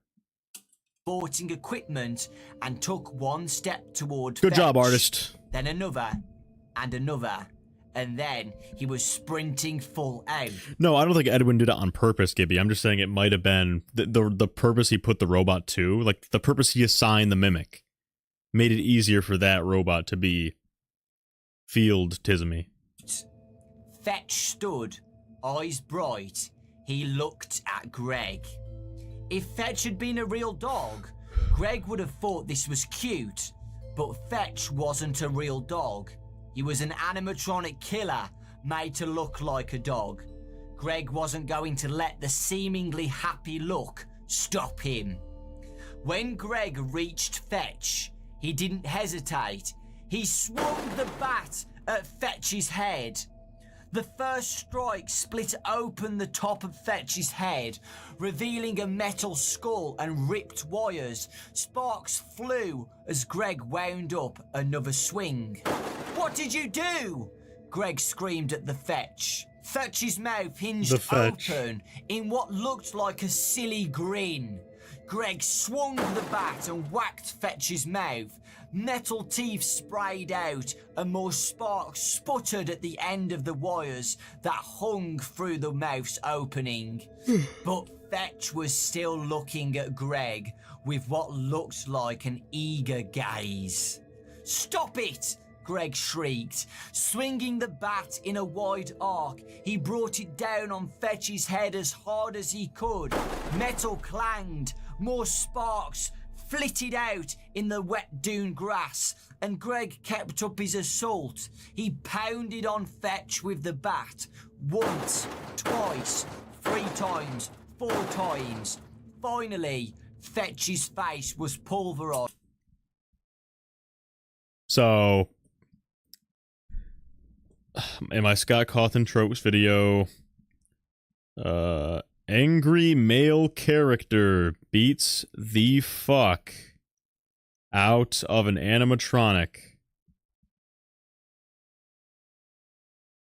associated with emotional pain. Henry in the 4th, Edwin and the Mimic, Greg and Fetch. So we have angry male character beats the fuck out of animatronic associated with emotional pain. Yay! I loves tropes. Thank you, Scott Cawthon, for twisting my nipples every day. But Greg wasn't done. He raised the bat again and battered what was left of the machine. Soon, the remnants of animatronic killer didn't resemble anything but a small pile of industrial debris. Still, Greg didn't stop. Not until he had blisters on his palms and he was chomping at the sea air in frantic, wide-mouthed gulps. Finally, he dropped the bat. Greg fell back on his butt in the sloppy, wet dunes. Gross. He stared at the pile of metal, hinges, synthetic fur, and wires as he sat, catching his breath. Greg destroyed Fetch with the baseball bat. And like I said, with the Spanish dog, okay? Fetch, Greg was like, "What did you do? What did you do? What have you done?" And Fetch didn't respond. So Fetch can't speak. Fetch can't talk like the sister location animatronics. He doesn't have that program. That's because William's better. He's better. Text. You can see like Fetch is sat like a good boy. He's retrieved him the finger like a good pet, like he was programmed to do. He's programmed to fetch things, and he's just looking at Greg like this. not panting, but you know, like Yo, a that's normal crazy. good boy dog, like a cute little panting dog. Like, I fetched you the thing, I'm a good boy, right? And he can't respond to it. And when he's whacking him with the bat, Fetch is still looking at Greg like a good boy. Really creepy. And now this is where Greg realises that it's his programming. It's Fetch's programming. Okay, I'll read this to you guys. Again, more about the REG machine. And what was he thinking when he texted Dare about the magic finger of luck? He was the one who'd have been wrong. How could he blame this on Fetch? Fetch might have been like an REG machine, in that he seemed to be reacting to Greg's thoughts. But he wasn't an REG machine. Was he? Greg didn't understand what was going on, but he thought that Fetch was responding to more than just his texts. Somehow Fetch was observing Greg's actions, and maybe he was reading his thoughts the way Greg's plants did. Fetch wasn't the 0 point field, but he was part of it. He seemed to be acting like he was the field's dog or something. Getting whatever the field thought Greg wanted. I hope you guys can understand that. So there's a 0 point field where apparently there's nothing there, but there's still something there. I think this is all about the plants. The plants can see this 0 point field, and the human brain. Yeah, I think combining this with the whole autobiography of a yogi thing, absolutely. I think that you can use, I'd say, weird. That would be so weird if that's why the minigames are in 8-bit, and if Gibby's actually spitting. Oh god, I always thought arcade theory was kind of crack, to be honest. I thought it was kind of crack theory, but this book's kind of, I don't know, man. As opposed to what? Like, what then would arcade theory be? Or sorry, like, if it's not this, because we have this whole book written about it, and blah blah blah, Fazbear Frights will fill in blanks of the past. What are the 8-bit minigames supposed to be? Because that's what I mean. Scott made the choice to have the actual gameplay be semi-realistic, like the night gameplay. But then to communicate lore, he's always used these mini-games. So yeah, I don't know. That could be, just looking at this book, I think Gibby might be spitting, actually. Oh, that's really weird. What a weird way to write the story. Oh, okay. Brain can, but not many people know about it, okay? Greg does, and he's got that connection with a machine, which is Fetch, and the REG machine. The REG machine... So I'd be interested to think, like, that even, like, this whole... No, that wouldn't work. No. I was gonna say, even, like, the whole dream world the animatronics are in the movie and the books could be a part of the code. Like, that could be, obviously not an REG, because it's compatible with any technology, but it could be literally Afton locks the kids' souls in a virtual world where they're friends with the yellow rabbit and everything's great, and he literally creates a virtual environment. And that's the realm you see in the movie and shit. But that's not the case, because in the Silver Eyes, even after, yeah, that's what I mean. It would be like, where is this programming contained, I guess, would be my question. Where is this programming contained? That would be the question I had. Because those animatronics then get melted down. The fun times the core 4 or whatever get melted down, but even then, in the Silver Eyes, that dream world still exists. So if it is a program, I have no idea where it would be. I that's what I really am trying to understand. Is because when you say it's a program, and we're saying, okay, let's say William Afton literally programmed an environment to trap the children's souls inside of. He programmed a dream world, like he fucking made it in fucking like RPG Maker and then put the kids in there. That's a really interesting thought. I just don't know where you would keep it. And you know what, chat? Ready to be mad as fuck? John FNaF's theory that Elizabeth Afton is inside the chip in Circus Baby's arm. Sorry, that's not his theory.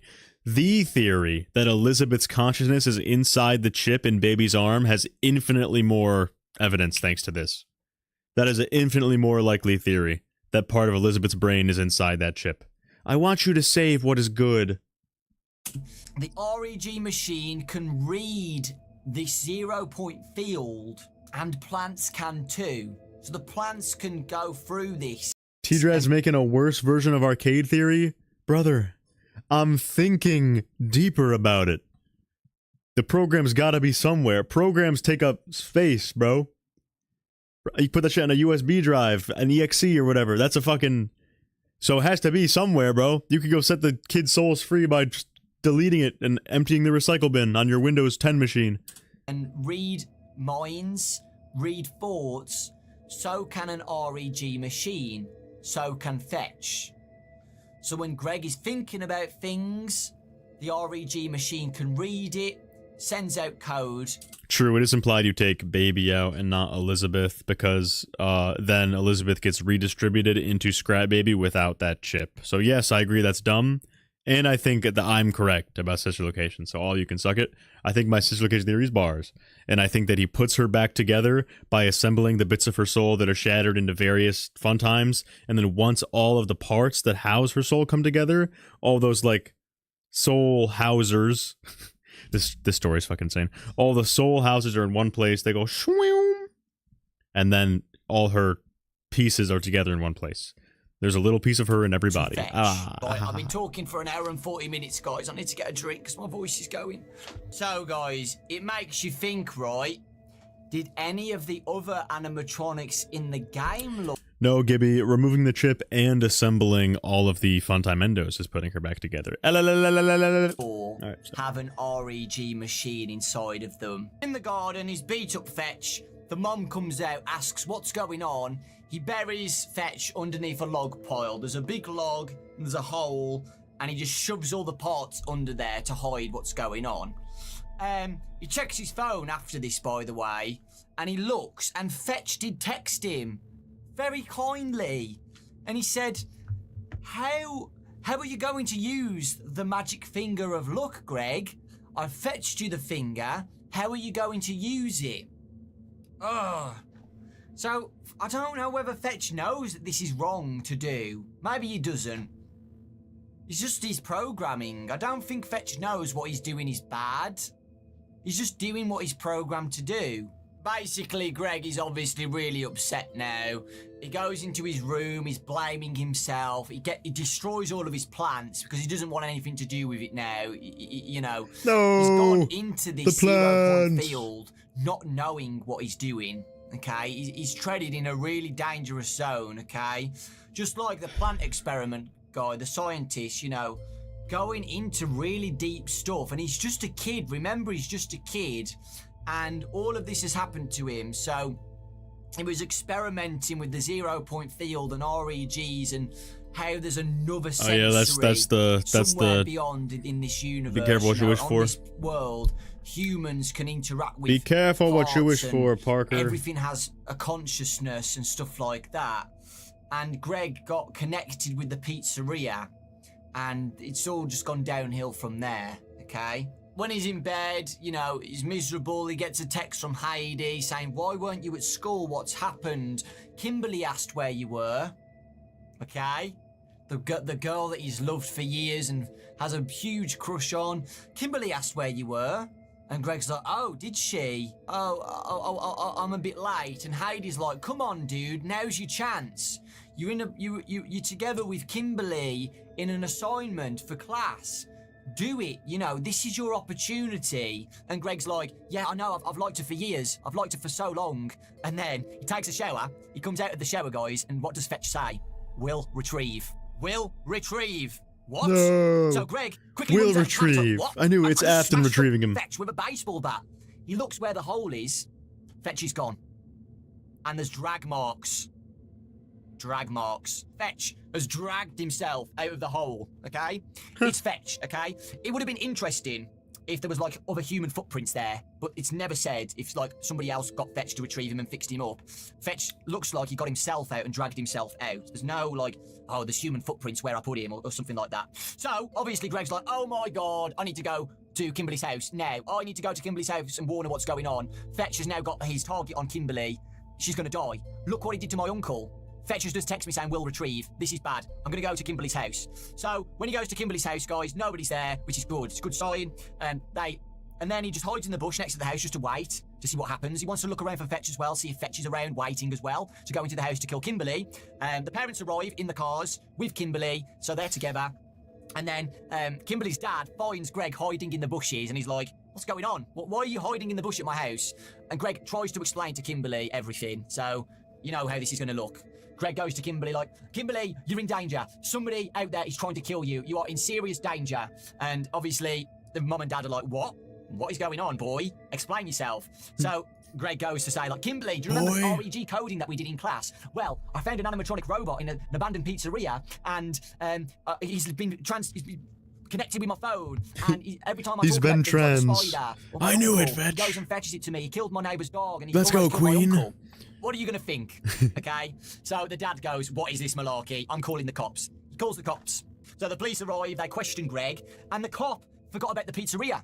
The police... Speaking of which, why is everyone in chat saying that Greg is gay? Is that subtext in the... Doesn't it say like the boys are handsome or something?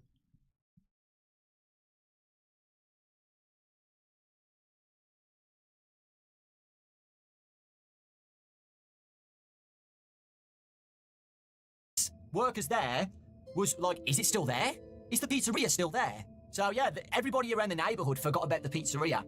Interesting. This is the sad part, guys. Very, very sad, okay? So Greg got sent home, okay? Obviously the mom and dad are like, what have you done? What are you up to? Doesn't really explain anything, but he knows now. Look, I've told Kimberly that she's in danger. Kimberly's parents are going to be on guard now. The police are going to be on guard. She's safe. For now. Kimberly's body's not here. Kimberly's body's not at the front porch. That's funny. Kimberly is safe. But just in case, because Greg's a smart guy. He doesn't know gay this isn't like a horror theory. film where he's like, okay, I'll just leave her to see what happens. He wants to go out again in the middle of the night. He wants to go and just stay at Kimberly's house, outside the house, to protect her from Fetch. So if Fetch does arrive... Gibby, I'm going to bed after this, bro. I gotta be up for Raven stream tomorrow. But I will fall asleep to it again. Chat, it's not that I haven't attempted to watch Gibby's Frights summaries. They just make me a little bit relaxed. The house, you know, he can scream like, watch out, Fetch is coming, as a warning. So he wants to take a shower. He wants to take a shower before he goes to visit Kimberly because he stinks of like stress and stuff, and he thought the hot shower might bring him back to life. He had to get the energy to go to Kimberly's house again. His bike was still in the back of his dad's pickup. The policeman had stuck it in his SUV when he took Greg in, and he'd given it back when he and his parents left the station. But when Greg got out the shower, he looked at the time on his phone. He also checked for texts. Nothing. That was good, right? Maybe he could take a nap before heading to Kimberly's to be sure she was okay. Heck, maybe he'd been wrong about the whole thing. Maybe Fetch was retrieving him a snack or information he hadn't even realised he requested. Maybe there really was nothing to worry about. Greg pulled on a yellow t-shirt and a pair of grey flannel sleep pants. Then he threw open the bathroom door. Barely containing a scream, Greg stumbled away from the door and fell to a tiled floor, his mind struggling to accept what he was looking at. There was something wrapped in a sheet laying across the doorway. As he stared, the once beige sheet was turning a deep, dark red, and it glistened wet in the room's muted light. Who was under the sheet? What was under the sheet? Greg couldn't get himself to move so he could find out. Greg didn't need to look any further. He knew everything he needed to know. The phone on Greg's bathroom counter vibrated. He couldn't help himself. He picked it up and looked at it. Fetch had texted, "See you." Alright. So, I moved my empty Taco Bell box to the floor. Okay, let's think. Let's discuss a little talk chat. Give me. Let's have a little discussion.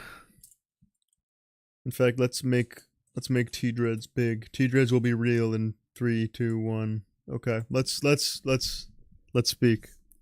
Okay, so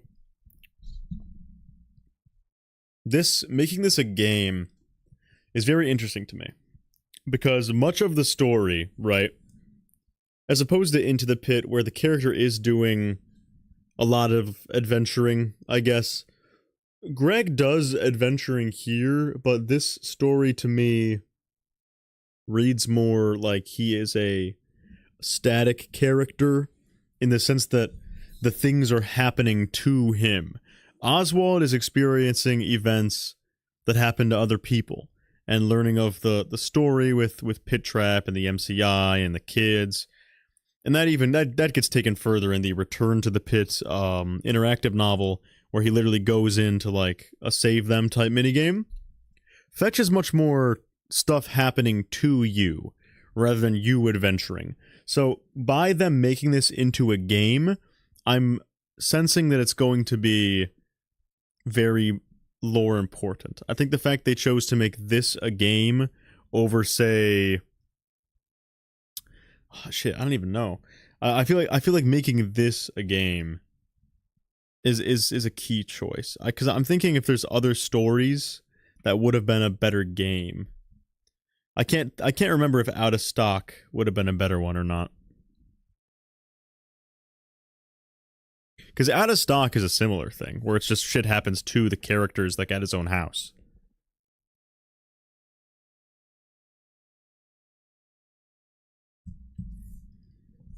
Just like, I guess let me actually, what are all the Fazbear Fright stories? Let me talk about one I think would make a good game. List of Fazbear Frights stories.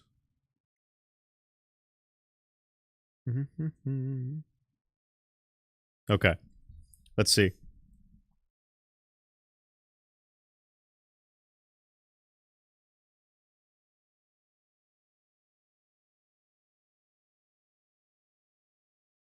Okay, honestly, these all kind of suck. Yeah, kind of none of these would make a good game.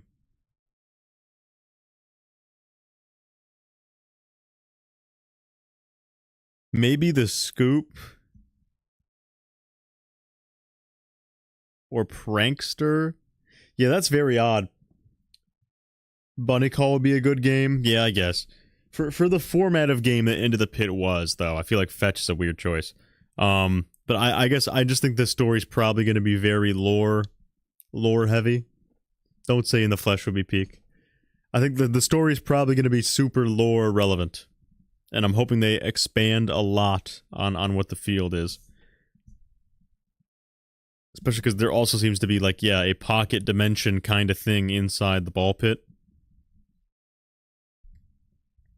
And that's weird, because the ball pit isn't technological also. That's just, like, agony and possession and that kind of shit. But you can also have it on a more, like, sci-fi... Oh, sorry. Sci-fi influencing computers level.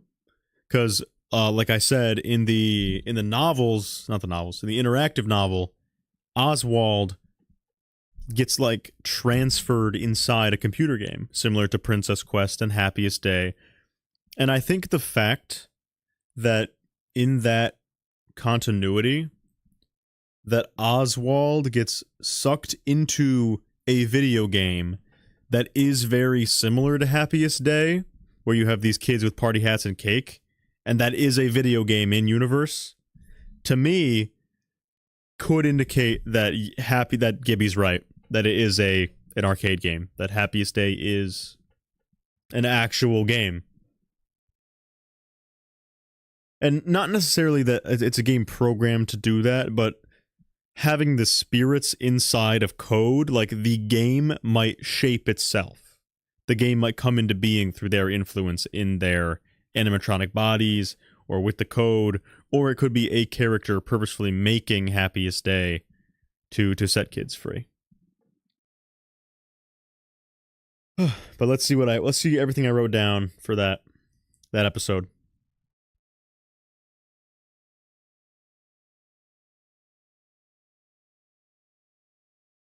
Okay, I had...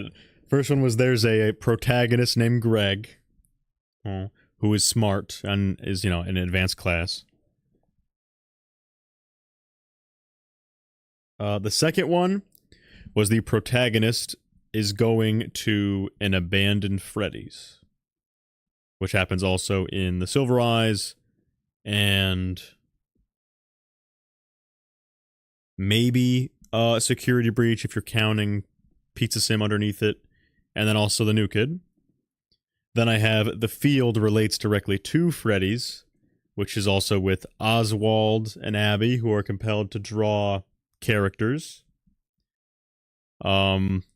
Depending on what I've just said, The Field relating to Freddy's could also be like almost fucking everything in the series. Arcade games and all this shit. I have The Field itself as something that probably appears, just the way that like things can be manifested and interacted with. I have a possible pocket dimension, which is that the pizzeria seems to exist outside of time. We know that in Into the Pit, that's probably like a pocket agony dimension. And we know that something similar can happen, because in the Into the Pit game, like you can bring rats and shit like to and fro. And so you could probably bring Fetch to and fro. So it might be like this other world that manifests in our world, but you can still take shit out of it. And that's why the rest of the pizzeria is undisturbed, because it exists in its own little spookiness. I have robots associated with negative events take on a violent nature. This appears in the fourth closet with the Charlie robot that eventually becomes baby/agony monster. This also happens with the Mimic, who is in a negative event and has been beat up. They get beat up and then they become the beater up. Okay, then we have... Oh, and the reason I brought that up is because we don't know as of this story, but Andrew, obviously, the Fetch animatronic is associated with a bad event, which is being in the Andrew explosion warehouse. Then I have plants having sensory capabilities and nervous systems. This links back to Autobiography of a Yogi, which is mentioned in FNaF 1. And I would say the greater concept of human sensations being applied to other things. Such as the sister location animatronics. Okay. What else? All right, manifesting stuff. I have manifesting stuff as well. Manifesting stuff. Oswald thinks, oh, I need money, I need coins. Oswald gets the coins. The rat appears when he needs it to. As far as manifesting stuff goes, Kelsey's a projection, as Shizu31 eloquently put it. And also, it is possible that Movie Afton in the hallway kind of forces himself there. And this is not me referring to ghosts. I think this is different from like the ghost kids appearing in Mike's streams in the movie. I'm talking about a human being that is thinking so hard about something it happens. Or I guess, like, I don't know, that is tricky. I just feel like even if Cassidy is dead or whatever, or Andrew's dead, or whoever is fucking projecting Kelsey, I feel like that's different from the kids showing up in another... Okay, manifestation... Fuck. And you can bring the rabbit ears out, too. Dude. Alright, whatever. Just forget all that. Manifesting stuff in the real world. From within a pocket dimension, or within a otherworldly space. Everything that happens out there has an effect here, that line. So I'll put that there as well. Afton Hallway, FNaF World. Everything that happens there.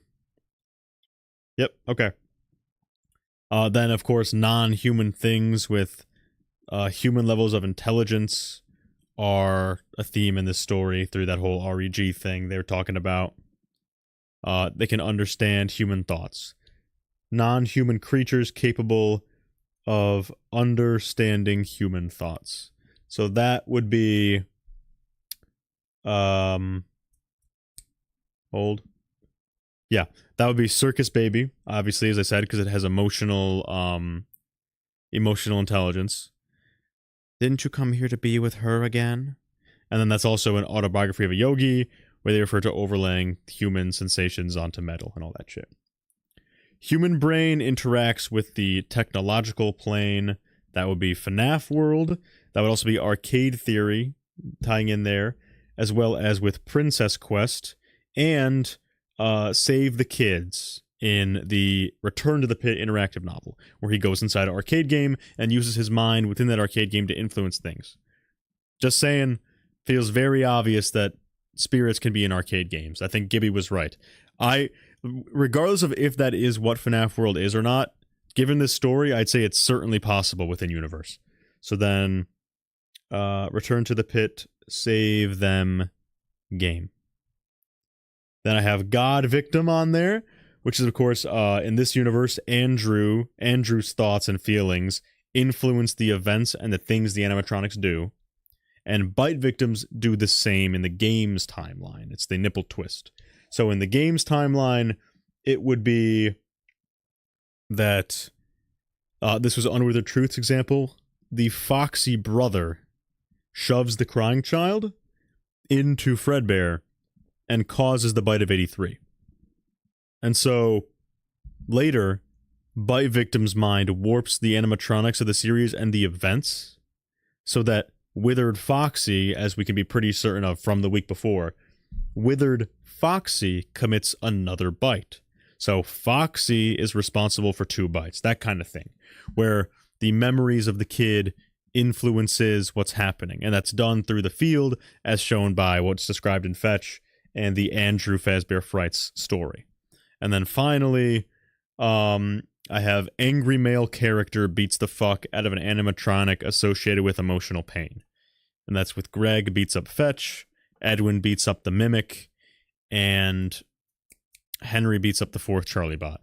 And as previously stated, all of those events of them beating them up are linked to them becoming violent. Maybe not this one, because he beats it up after it's already violent, but the Mimic and the Charlie bot become violent after their respective creators beat the shit out of them, which is a parallel between those two. Now then, that, if you've never been to one of these streams before, is the type of shit we get from reading a single Fazbear Frights book. The shit people say is not that important. Then again, we didn't get nearly this much from Count the Ways. Count the Ways was kind of mid.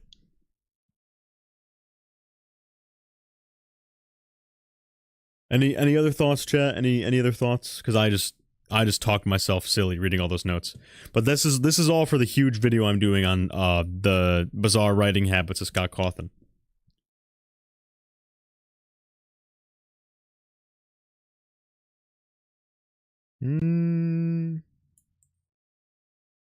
Tell me, chat. Any more ideas?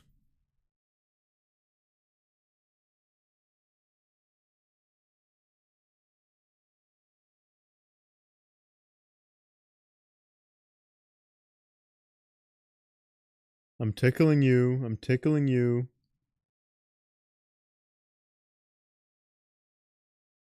Tickling. Tickling. What about the Into the Pit Fetch minigame? Fuck me, dude. Cause he doesn't even, people are like, that's Greg, but Greg doesn't die? Oh, wait, oh, that's it. People think it's after the events of, that's it, okay. People think the Fetch minigame from Into the Pit is after the story. So he goes back to the pizzeria one more time, and Golden Freddy's there for some fucking reason this time.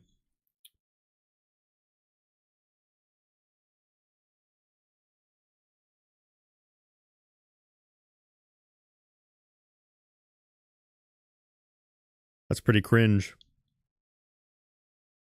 And why is it refurbished then? It's got like a blue visor. Got like a blue visor. So it's like rebuilt. So weird. Because if it's after the story, Fetch should be destroyed unless someone rebuilt it, and people think that kid is Greg. And also Golden Freddy's there, which is like Golden Andrew. It's so weird. Dude, the Fetch... What are your best ideas for the Fetch minigame, chat? Because I have no idea. The Fetch minigame in... It's so weird. It's...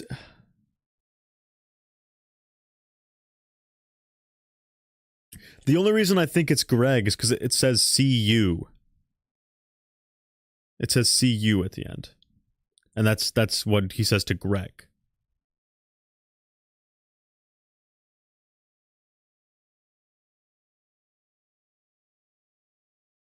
Yeah, I can't even begin to comment on what I think the fetch minigame from Into the Pit is. It's so weird. It doesn't fit anywhere in the fetch timeline. Because the kid we're playing as can't be Andrew, because fetch shouldn't be that violent without Andrew's agony. It's weird. And that ends the story, guys. It's very strange.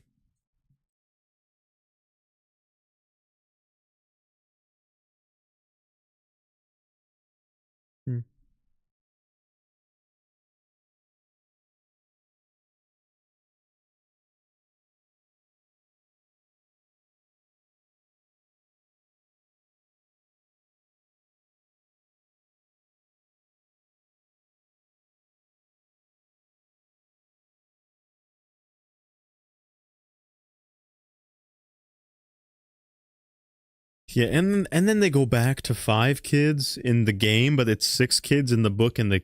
Sorry, they go back to 5 kids in the interactive, but then it's 6 kids in the original book and the game.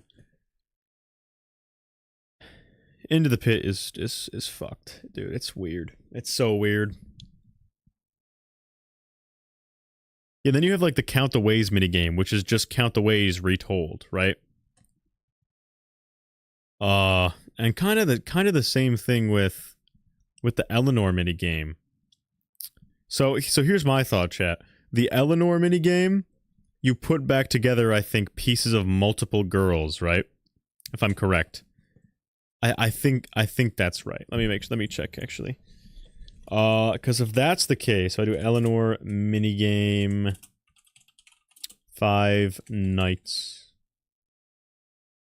at Freddy's. Into the Pit. Let me see. Eleanor minigame. Okay.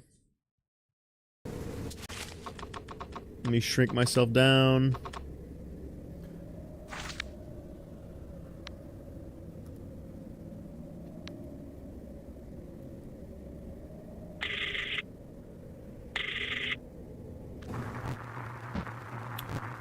That's one girl.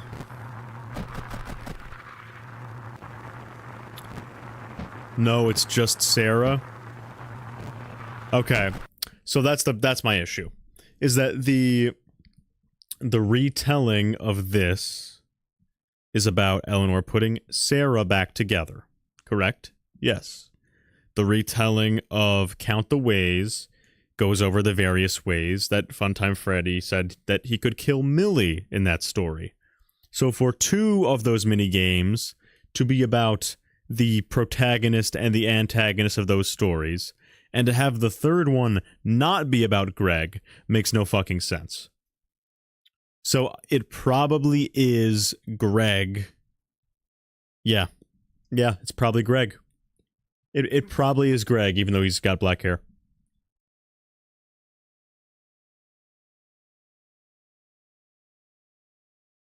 Because these 2 were just retelling. That's what was annoying. These 2 were just retellings of the general, like, oh, moment in the game, right? Oh, look, we're counting the ways, and there's poison, and oh, now he's dead, and oh, we're putting it back together, and now she's metal.